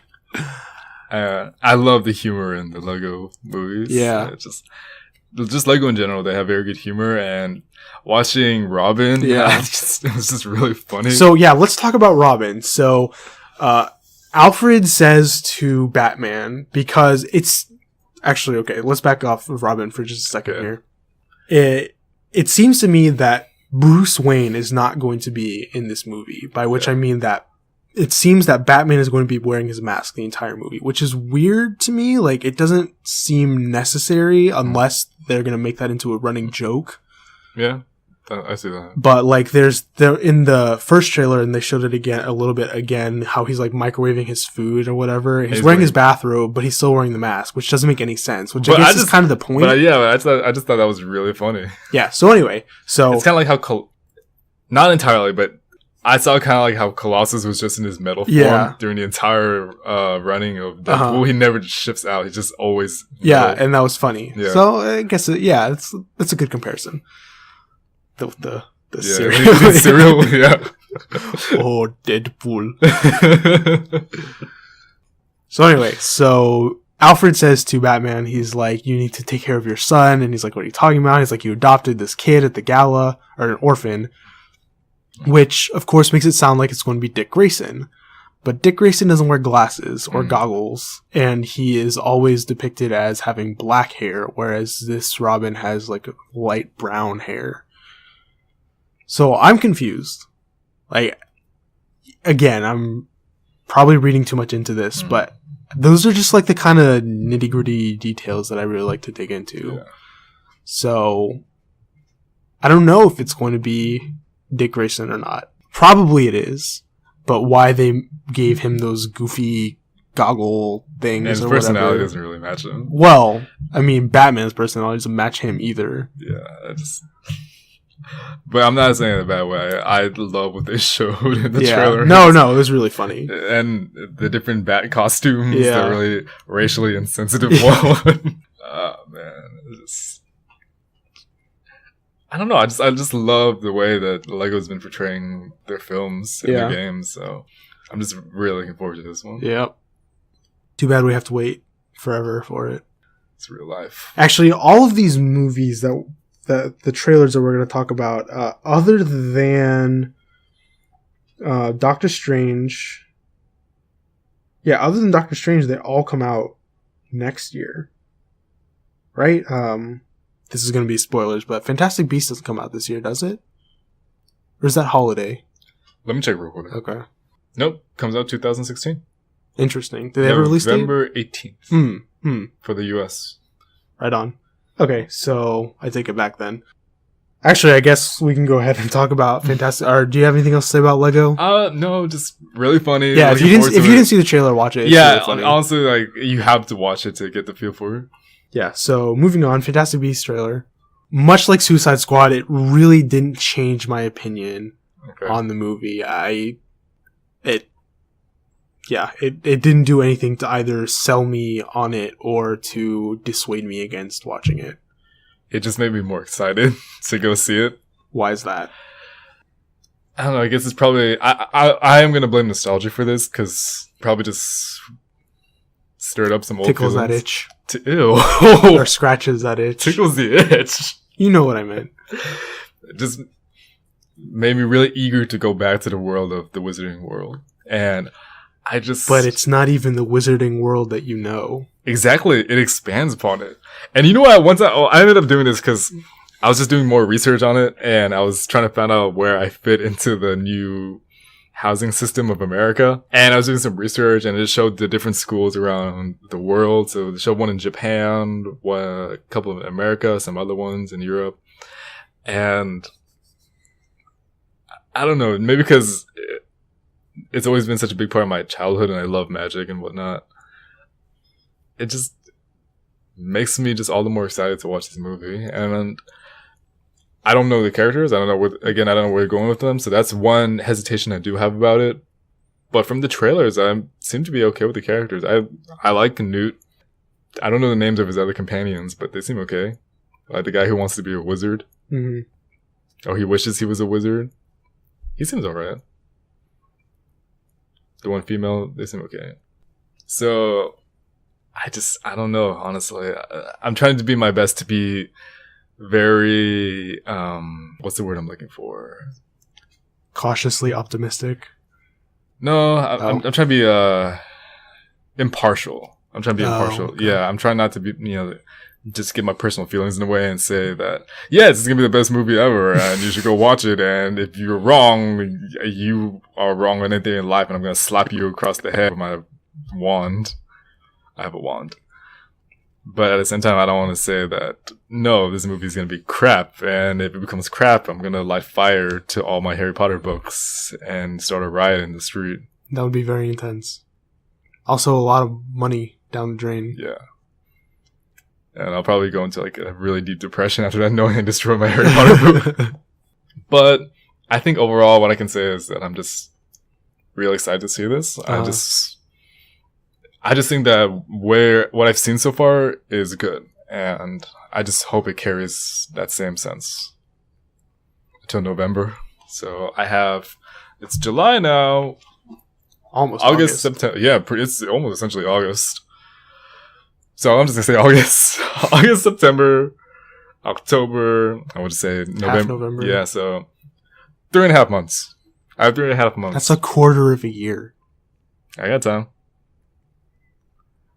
I don't really have much of a life, so it doesn't matter to me. Yeah, I don't have anything to say about the trailer. It was fine. Yeah. Yeah. Yeah. Okay, moving on. So those are all of the movie trailers that we had to talk about. But we do have a couple of TV trailers. All right. So the first one, let's talk about Sherlock, Series 4. Mm-hmm. If somehow you don't know, in England, or the UK, I guess, rather than calling them seasons of TV shows, they call them series, which means something very different in the US, which makes it a little confusing, but, whatever. Those damn Brits. Those limeys. Bollocks. Yeah. Bangers and mash. I'm lying. I love the British. Yep. But come back to us. Take us back into the Empire. No.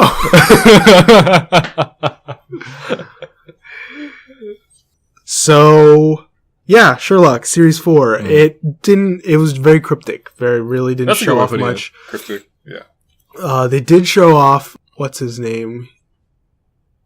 The scientist from Captain America. Martin Freeman? No. Oh wait, no, I said Martin Freeman. No, I forgot. Sorry, when you said Captain America. Yeah, no, he was in Civil War for 8 dumb. minutes. Yeah, no, his name is. I know who you're talking about. Sugar Honey Iced Tea. Zola. That's his last name. I don't remember what his first name is. Are you talking about the guy who was in Computer and Winter Soldier? Yeah. Oh yeah.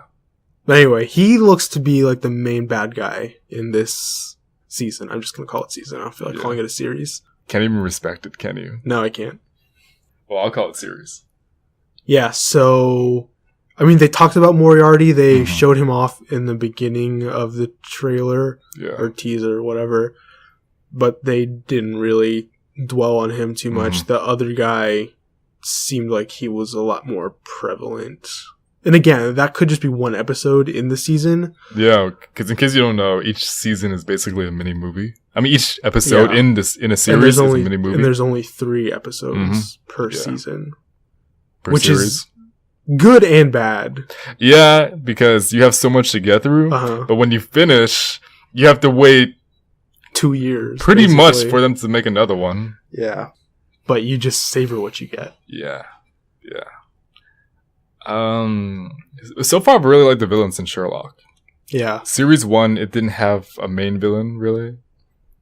It just had... Each episode had their own person that they were fighting. Until Moriarty came in at the end. Yeah, and then Series 2, Moriarty. Yeah. Series 3... The other dude. Does he come in episode 2 or episode 3? I don't remember. Do you remember his name? No. It's Charles Augustus Magnuson. Something like that. Yeah. All I remember is his mind palace. Which I thought was a really cool concept. Yeah. When they finally, at the end, I thought, man, this sucks. I thought it was an actual place. But then I realized, oh my gosh. Explosion mind palace. But, yeah, the trailer didn't say too much. It seems that Sherlock is a much more disheveled and he's in a state of panic. Yeah, I could see that. Yeah, you don't really see him too much very often. So, it gives a lot of things to think about. I heard rumors that this is going to be the last one. That's unfortunate. And I know. I love Sherlock. I mean, it makes sense. I mean, like, because so much production goes into those. It really does. And if you've ever seen an episode, like, you can understand why. Because they need to make the mystery. Then they need to build up upon that. And then they just need to keep going and going and going. Yeah. But, I don't know. I think it had a good run.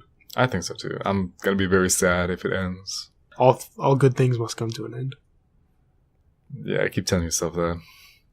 Anyway, so then the last trailer we have to talk about is for Legion. So we talked, I forget when it was, a couple weeks ago, about an X-Men series coming to Fox. And while it's possible that this isn't it. I'm pretty sure that it is. So yeah, Legion, I thought so because it had the X. Yeah. And the O. So Legion is a character from the Marvel comics. I don't know if they're going to make this a big deal in the show, but I'm going to go ahead and say it anyway.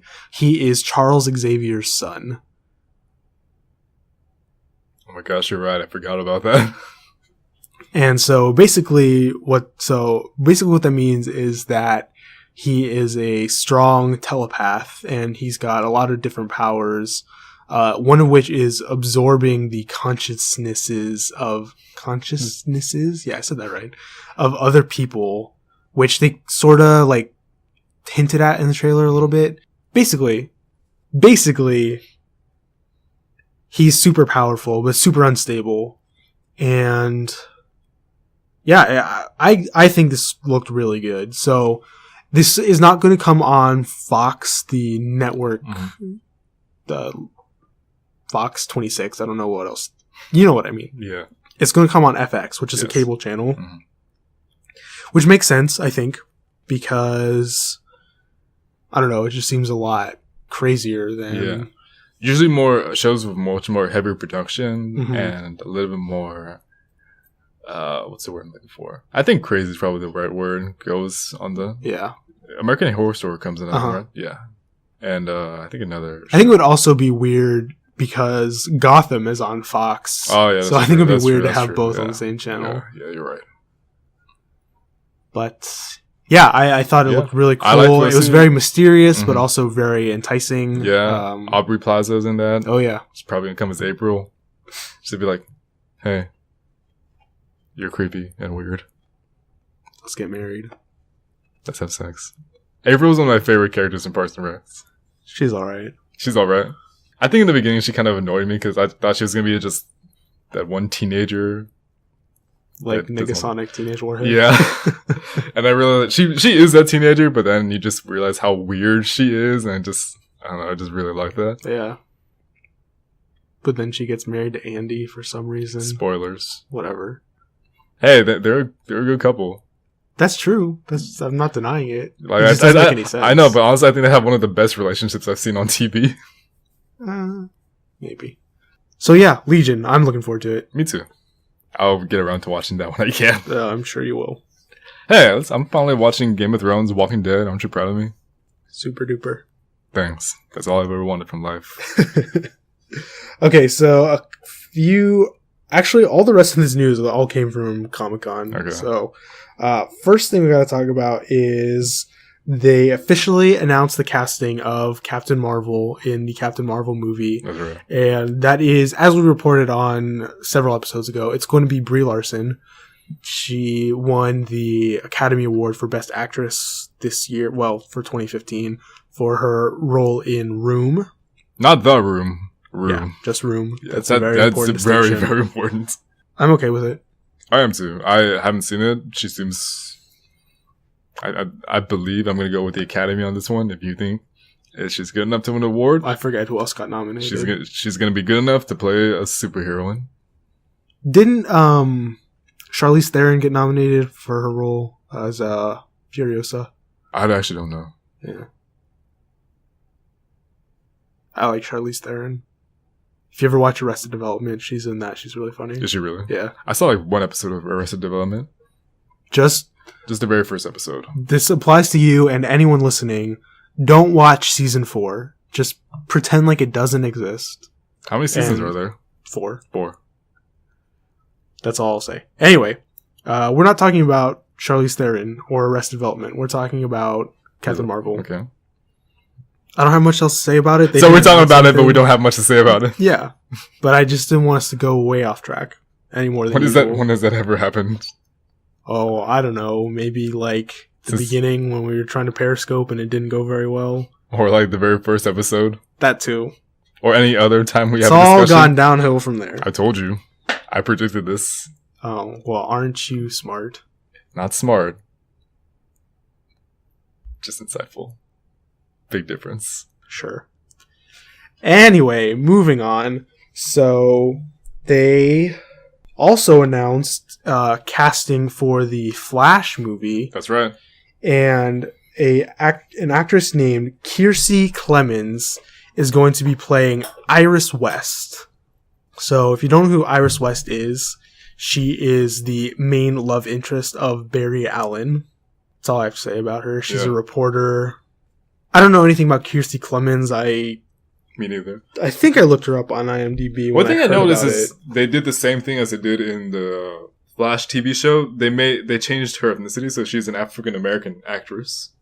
Which I mean, it's not an important thing. I just thought it was a little bit relevant because in the Flash show, she's African American, and now she's going to be African American too.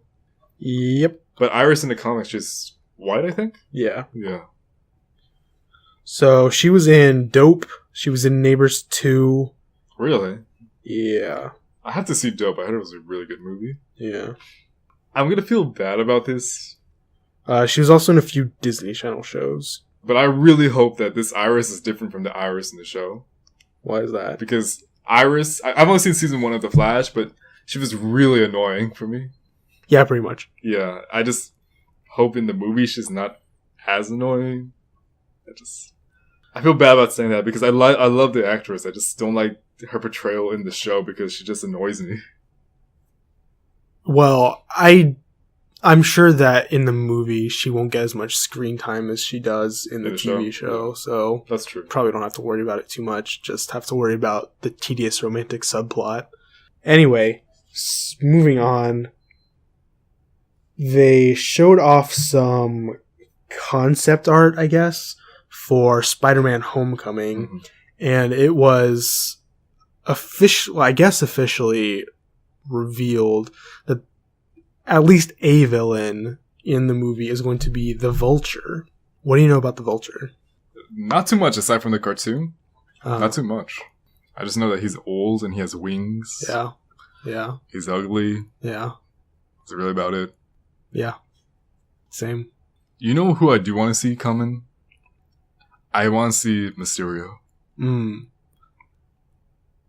Yeah, Mysterio is cool. He's very mysterious. Nice. I was like Shocker. Oh, yeah. But I don't think they can make him like the main villain. I feel like if anything... He'll probably be like a supporting villain. Yeah, or I was going to say like the Rhino, like how they just kind of threw him in just kind of as for some flashy shots, you know? I don't know.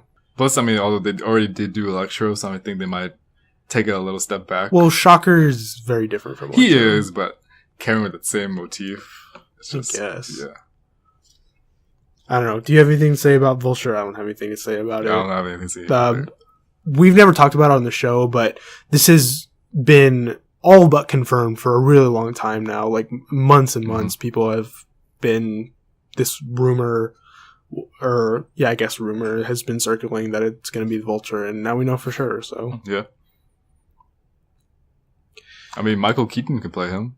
He played Birdman. I think that's the general consensus. Yeah. So that's what his role is going to be. I doubt it's going to be like that, but...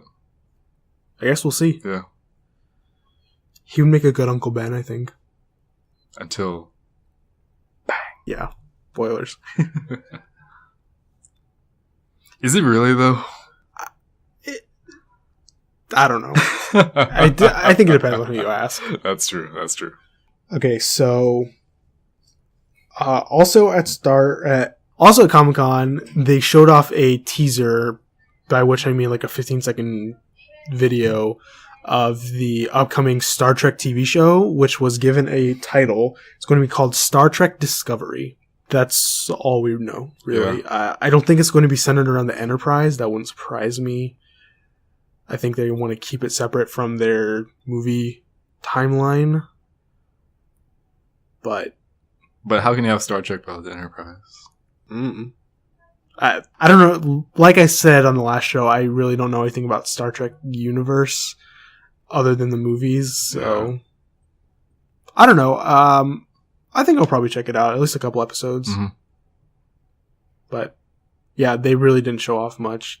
Basically just announced the title. I hope this doesn't become another Firefly.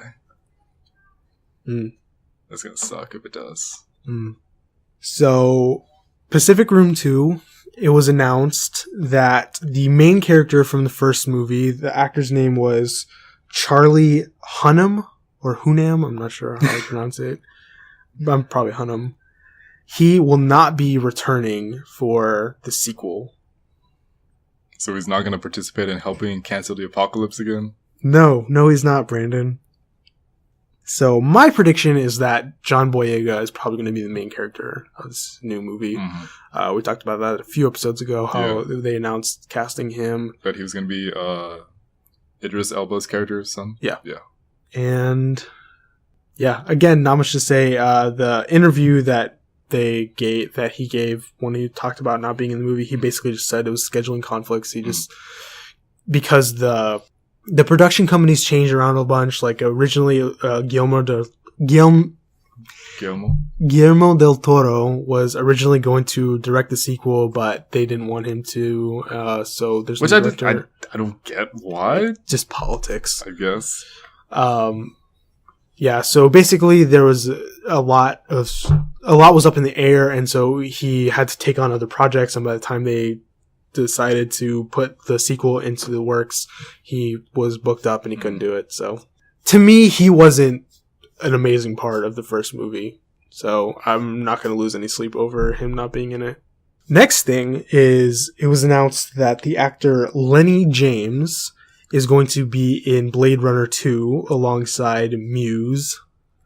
Oh, I read that somewhere. Isn't that person who plays, am I thinking about the right person? He plays the character Morgan on The Walking Dead. He's also on another AMC show, which I can't remember the name of now.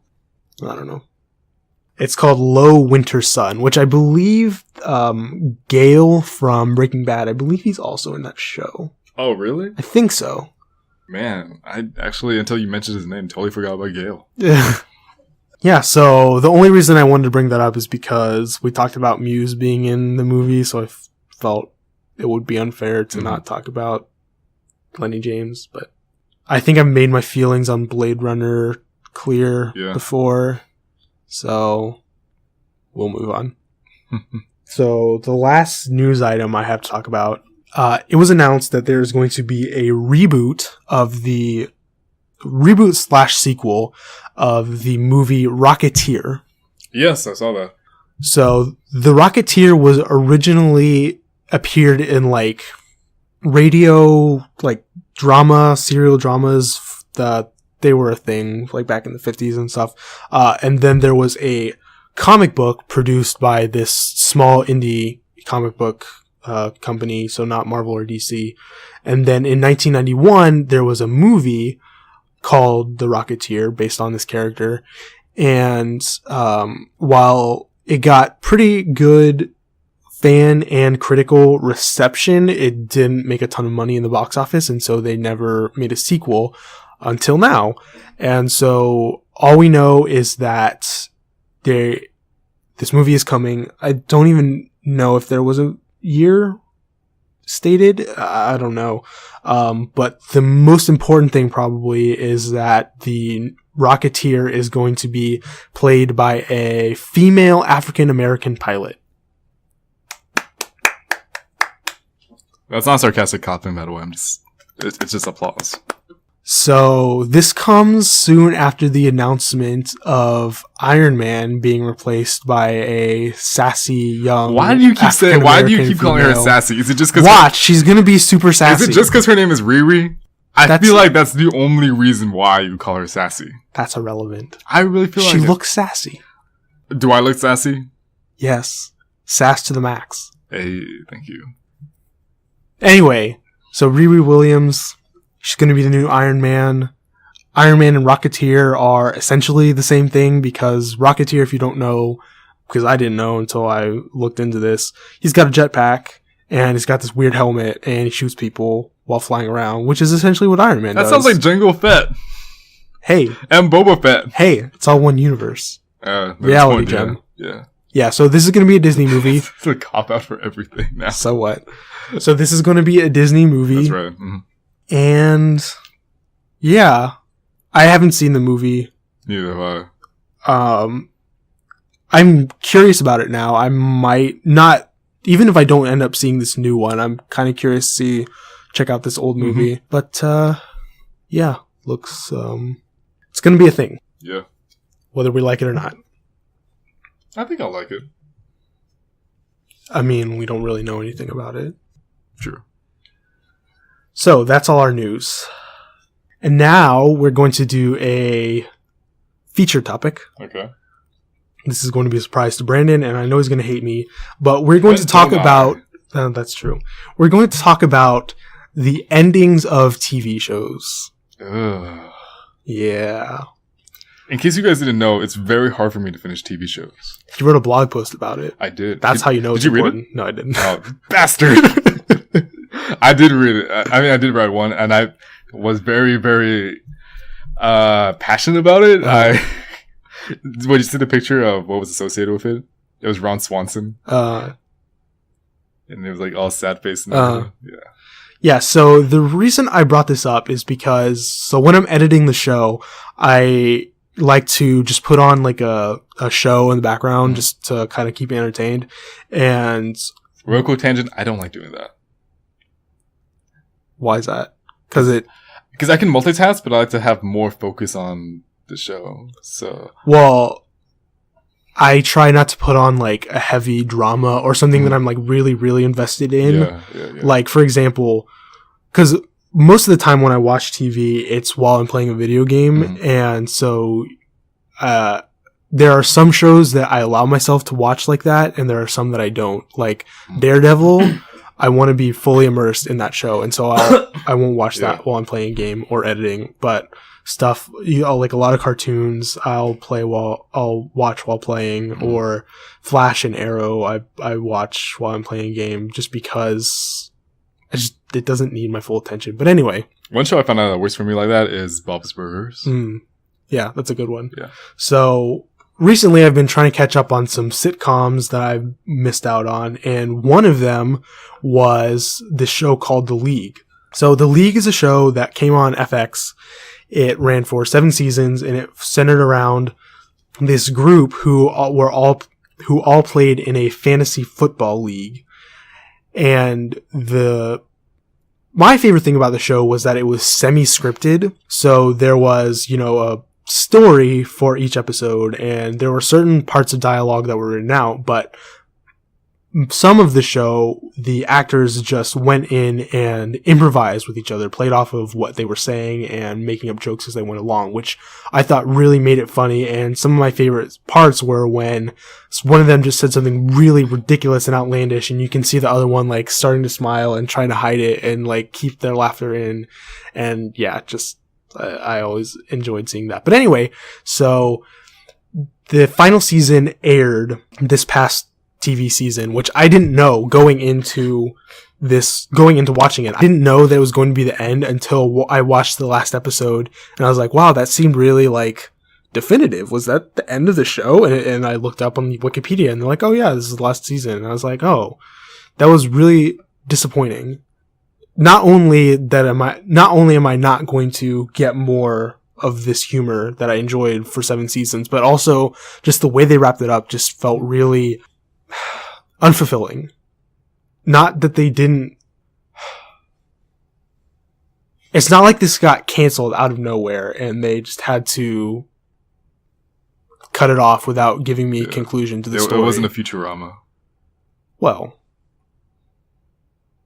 sure. The first time it got canceled anyway. But yeah, it's not like they just had to rush the ending of the story all of a sudden. Like, they got to choose how to end it, and the way they ended it, I was not a fan of. I won't spoil it, even though you can't really spoil it. But I won't say, because even though I didn't like the ending, like, I thought it was a really funny show. I really enjoy it. I recommend it. There's a lot of mature humor, so not everyone is going to enjoy it. Oh, I just realized we didn't say Kenzie's name for the Professor Poopy Pants thing. Yeah. Only reason I didn't say anything is because she thinks I give her a lot of crap all the time. Which, I mean, it's not wrong. Wait, why did that trigger your memory? Oh, because I know she would not like the League. Oh, yeah, definitely. Yeah. Kenzie, if you want to know your Professor Poopy Pants name, either look it up or send us an email and ask us to read it. Yeah. Anyway, it's back on topic. So I've talked a lot about TV shows ending. So Brandon, why don't you give us some of your thoughts? I feel like TV show endings are usually a hit or a miss. Either you're gonna really like them, either you're really gonna like stick with it and like them, or you're just gonna be like, this is the worst way to wrap this all up ever. I can't really say too much about this because, as I've mentioned on the show before, that I'm very sensitive to that. I get way too invested into the show, and I just am real bad separation issues with saying goodbye to it. I think it's just always hard to find an ending for a TV series because, you know, if you're lucky and you get past the first 2 seasons, well, even if you get lucky, you get past the first season, and you get lucky and you get past the second season, and you get onto the third season, now you've reached that point where you need to keep making content that satisfies your viewer, and you gotta make sure they stick with you. And, you know, depending on where you go with the story, it's always hard to bring that back full circle and to give it a full closure. And I personally have only seen like 2 episodes of How I Met Your Mother. How I Met Your Mother. How I Met Your Mother. And I heard that the ending was just terrible to that. It was the worst. This is, in my opinion, it's the most guilty of this syndrome of giving bad endings. Now, I know it's very divisive among fans. I know, for example, Armando, my roommate, I know he liked it. I know my sister liked it. But I think the majority of people didn't like it. I certainly didn't like it, and I know a few other people who didn't. And I can't really give an explanation of why without A, spoiling it, and B, like there's a lot of backstory that you'd have to explain. I guess I could give the 30-second version, but again, I don't want to spoil it. Let's see. Some for me that I think ended very well. I say The Office, it ended well. Yeah. Yeah, I was very satisfied with that. Yeah. Friends, I was satisfied by that. It was okay. Both of those, the endings, I was not okay for about 3 days. I'm going to be honest. I ate a lot of ice cream and a lot of junk food. And this is before I could drink, so I couldn't do that. I don't even drink that much. I'm kidding. Breaking Bad, I think I actually really liked. Breaking Bad, start to finish. So good. Yeah, definitely like... No joke, one of the best TV shows I've seen in my life. Absolutely. And the ending, I was very worried that, you know, because everybody on social media was a debate with each other that was going to be like, oh, how is this going to end? Are we going to be disappointed? Are we going to be happy? And even the creator said, he said, you know, it's always a hard thing to do because first of all, there's a lot of emotional investment that goes into the show. And you need to end it in a way that satisfies the viewers, but it also makes sense of the story, which is always a hard thing to do. And I really, really loved the way that Breaking Bad ended. It made the most sense in that way. And what I was surprised about is that for the most part, the fans were okay with this ending. Yeah. And I would have preferred a different ending, but I'm okay with the way it ended. Yeah. It was very, to me, it had a lot of poetic justice. Yeah. So I was very happy about that. Let's see what other shows. Parks and Rec. I haven't seen this. Don't talk to me about that. I haven't finished that. Whose fault is that? Don't talk about it. Okay. A really bad example, or an example of a bad ending. Yeah. Young Justice. Definitely. I don't know about a bad ending. No, it's a bad ending. Did they know they were getting canceled? No, and that's why. Yeah, like it's not their fault. Okay, I know where you're going with this now. Yeah, no, that definitely is. That. Literally one of the worst cliffhangers I've ever had to face. No spoilers. But when you see it, you're going to be as mad as I am about it. Yeah, probably. What's another show? Oh, you know one show I didn't like how it ended? Seinfeld. It's been a while since I've seen the ending, but yeah, I remember. I think that's just like the type of humor that the show was. Yeah, which I understand that. Just personally, just for me, I think it also might be like a generational thing. Maybe. To me, I just thought it was a real lazy cop out. Yeah. But again, it's just a personal thing. I'm trying to think of other shows. Oh, I did watch all of Futurama. Mm-hmm. I actually thought that was a pretty okay ending. Yeah, it was. Yeah, I mean, you could kind of argue that it was a cop out, but yeah. Hey, I was totally fine with it. Especially the fact that I watched like all 10 seasons in 3 weeks. You're a madman. Thank you. Oh, I should start watching that show, Mad Men. My sister likes Mad Men. Armando likes Mad Men. Have you seen it? No. I need to watch that one. I really gotta get back into House of Cards. Yeah, you do. Like, I'm really, really like that show. But back to the shows about show endings. I'm trying to think of other ones. Oh, one that I was not very happy with, the Clone Wars. Because this is when they got canceled and they had to make Star Wars Rebels. I do know that technically they did make this season 6, and that was on Netflix. Mm-hmm. Although it's debated between which one is like the final season, because season 5 has a very definitive ending, and it's a very, very sad ending, but I liked it. But when season 6 comes around, there was no like same definitive ending. It has an ending, but I think I would have preferred the way they ended in season 5 better than the way they ended in season 6. I mean, just because of what it is, that's not really the ending. Like, it's the ending of the story arc for those characters, but there's a lot more content in the story is a great story. Like, when you get around to watching it, I know. Yeah, you are going to. I do think you're going to like it.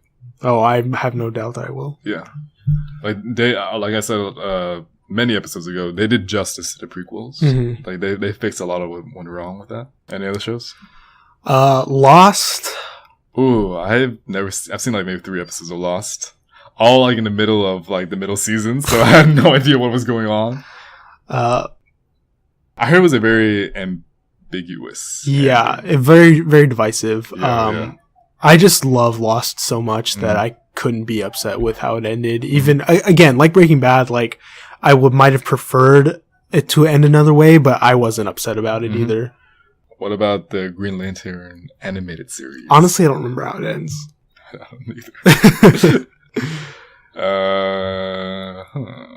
Anyway, I think that the moral of the story is that endings are just really hard to do. Like, if you do it well, like, I mean, props to you. Like, because it's just so easy to screw up. And I think with any ending of any TV show, there's going to be some people who are not. Yeah, because you can't please everyone. Be upset. Yeah, you never please everyone. And I mean, I think inherently, because something is coming to an end, like there's going to be someone who wants it to keep going forever and ever.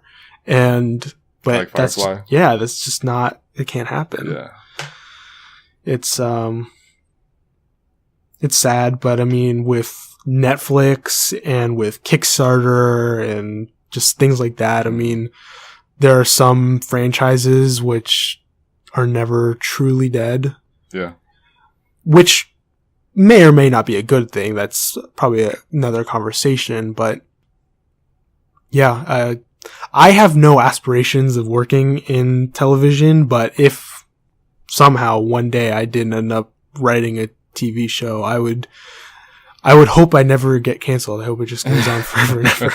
Because I don't want to have to deal with it. Or just hope you get a Futurama that you can come back and... Yeah. I don't say redeem yourselves, because they had no reason to redeem themselves. No. Just, the dumb network canceled them. Anyway, I guess that's it. So, we don't have any emails this week, which is sad. I'm disappointed. So, please rectify that situation for next week. Send us comments, questions, concerns, topic suggestions. We still want to hear your top 5 Disney movies or cartoons or anime or whatever. You can send us all of those to abcpodcast92@gmail.com. We would love to hear from you. And if you send us an email and it's appropriate, I promise you we will read it on the show, because it's not like we have it's not like we're pressed for time and we need to or that we really have options. Yeah. Anyway, in lieu of that, we will move on to our Kevin segment. Okay. AKA Fan Fic Fights. AKA Happy Birthday, Kevin, because today is your birthday. Hey. 21. Really? He's 21. Wow. Just a baby. I know, right? Those youngsters finally growing up, my man. Anyway.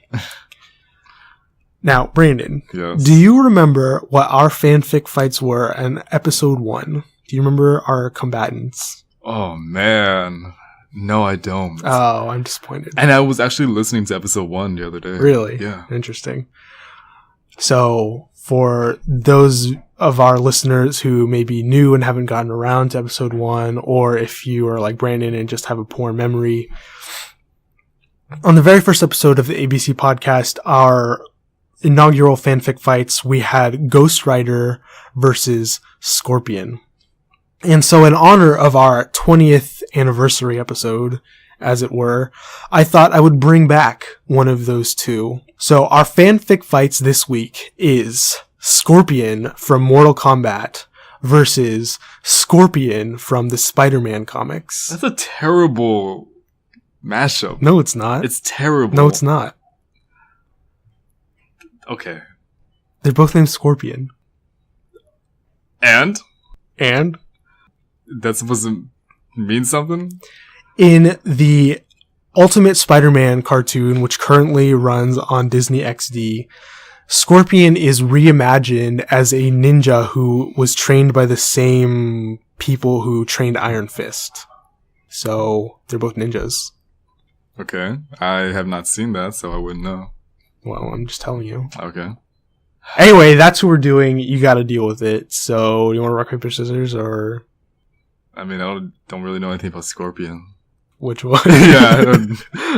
The one from Mortal Kombat. Alright. Well, then I guess I will champion him once again. And I went first last week, so I'll let you go first this time. Okay. So, the Scorpion from Spider-Man, depending on which iteration that you see him through, for the most part, he's been imagined as this man who gets stuck in this mechanical suit that has a giant tail that can either be used as a very powerful melee weapon, or it can shoot out this acid. And in some iterations, it can shoot an energy beam. Yeah. So the Scorpion suit grants him extreme durability and strength, and makes him resistant to a lot of attacks. Now, he's been shown to be a very adversary foe to Peter Parker. Again, depends on which iteration you're looking at him through. And there's also, I want to say, I could be wrong about this, I might be mixing him up with somebody else, that he got turned into a real Scorpion at some point. But hey, I don't know. The problem with that is because he can't come out of the suit. He's stuck in the suit, which really sucks. Bet it gets hot in there. And itchy. But in a fight against Scorpion, it would be hard, but I think he could put up a very tough match against Scorpion, because he has the durability, he has the powers on his side. He just needs to make sure that he can keep up with Scorpion's speed and his powers, and make sure that he can, because he needs to make sure that he can be aware enough to avoid the supernatural attacks from Scorpion. But I think if he is cunning enough, and that's the one big thing with Scorpion, he does have very good cunning, that he could probably lay out a trap for Scorpion and immobilize him to win. Just real quick before I get started with my arguments, one thing I'm surprised you didn't bring up, and maybe you didn't know this, but at some point he actually loses the Scorpion suit, and he bonds with the Venom symbiote to create his own Venom Scorpion suit. See, yeah. I knew he lost the suit. I didn't know about the Venom symbiote. Yeah. Anyway. So, Scorpion from Mortal Kombat, as I've talked about before, he has the powers of hell behind him, which means he can control fire, he can summon demons to attack, he can open up a portal to the Nether Realm, where when he is in the Nether Realm, he becomes stronger by the minute. As a ninja, he also has a ton of acrobatic and martial arts abilities. He uses swords a lot to impale his foes and slash and hack and stuff like that. He also has the power to teleport, and probably most importantly is he has his bladed chain, which he uses. basically, which he uses and then does his famous line of, "Get over here!" You sound like a really old guy when you said that. Well, that's what he sounds like. Anyway, so Scorpion has the speed advantage over his arachnid foe-ish. He has the elemental advantage as he can burn him alive with his hellfire. And he has a weapons advantage if he can cut off the mechanical tail with his swords. So I think it's really no contest. You made the contest. Yes, I did. Anyway, I want to hear who you thought won this fight. Brandon probably wants to hear, even though maybe he doesn't since I clearly won, so maybe he doesn't want to hear you tell me that I won. I do think this is a very unfair fight. Well, maybe you should have argued better. Maybe you shouldn't give me such a crappy character. He's not crappy. He gets beaten all the time. Well, that's because Spider-Man is so amazing. And now see, if you had paired me up with somebody else, just saying. Well, I run the Fan Fic Fights segment, so tough luck. Anyway, send us your thoughts on our fights, either this one or previous episodes. And again, you can send those emails to abcpodcast92@gmail.com. So real quick before we get out of here, we've got a couple of things we need to talk about really quickly. The first one is our movie to all watch together again. So I'm going to steal Brandon's pick. He has no choice in the matter. Wait, why? Because I have a movie that I want us all to watch. And That's I'll give you my next pick after that. Bullcrap. Deal with it. No. So the next movie that we're all going to watch and then give our thoughts on is the... Wait. Oh, wait, no, yeah, it is... Yeah, never mind. Is in preparation for the upcoming film Suicide Squad. The next movie is going to be Assault on Arkham. So our first animated movie for this little segment that still doesn't have a name. And my second favorite DC animated movie, close behind Flashpoint Paradox. So we will be talking about that in 2 weeks. So watch it and email us. Email is abcpodcast92@gmail.com. And I think you will all enjoy it. I will warn you all, there are a couple of scenes in the movie that are really unnecessary and will just kind of make you be like, yeah, it's really... Like literally that noise. Yeah, it's uncomfortable, but just deal with it. Other than that, it's an awesome movie. It's like leather pants uncomfortable. I've never worn leather pants, so I wouldn't know. My friend has. He told me this is a really weird experience. Good to know. It's like wearing a glove, but reverse. Next thing is I will be out of town next weekend, which means that I'm going to have to record a special episode. Now, hopefully, we can make it work so that we will have an episode similar to episode 16 where we have a long discussion and then do the back of the box trivia movie edition, because people seem to react positively to that. However, those plans are still up in the air, and if it doesn't work out, then I'm going to figure something else out. So bear with me on that. But I promise you there will be something in place of episode 21. But yeah. Other than that, you can follow me on Twitter at AtariAlex. That's also my username for Instagram and Snapchat if you care to follow me there, even though I don't use them that much. You can follow Brandon on Twitter by finding his Twitter handle in the bio for my Twitter profile. And you can follow him elsewhere on other social media platforms. Don't forget to leave us an iTunes review. We'd love to get those. And by love to, I mean would love to, since no one has left us any. Leaving iTunes reviews helps boost us in rankings, which means more people are likely to see us, which means we can get more fans, which means we can get more emails, and makes our little listener family grow. So that would be cool. So please leave us a review if you like the show. Or if you don't like the show, we need reviews too, so we can know how to improve. Also, subscribe to us on YouTube and email us. That's the most important thing, I guess, is I just like reading emails. Other than that, that is our show for this week. Do you have anything else to say? Are you still salty about having your pick stolen? Oh, it's not even salt at this point. It's just straight up sodium. Well, sorry. Are you? No. I didn't think so. That's our show for this week. We hope you all enjoyed, and we will catch you all next week. Bye.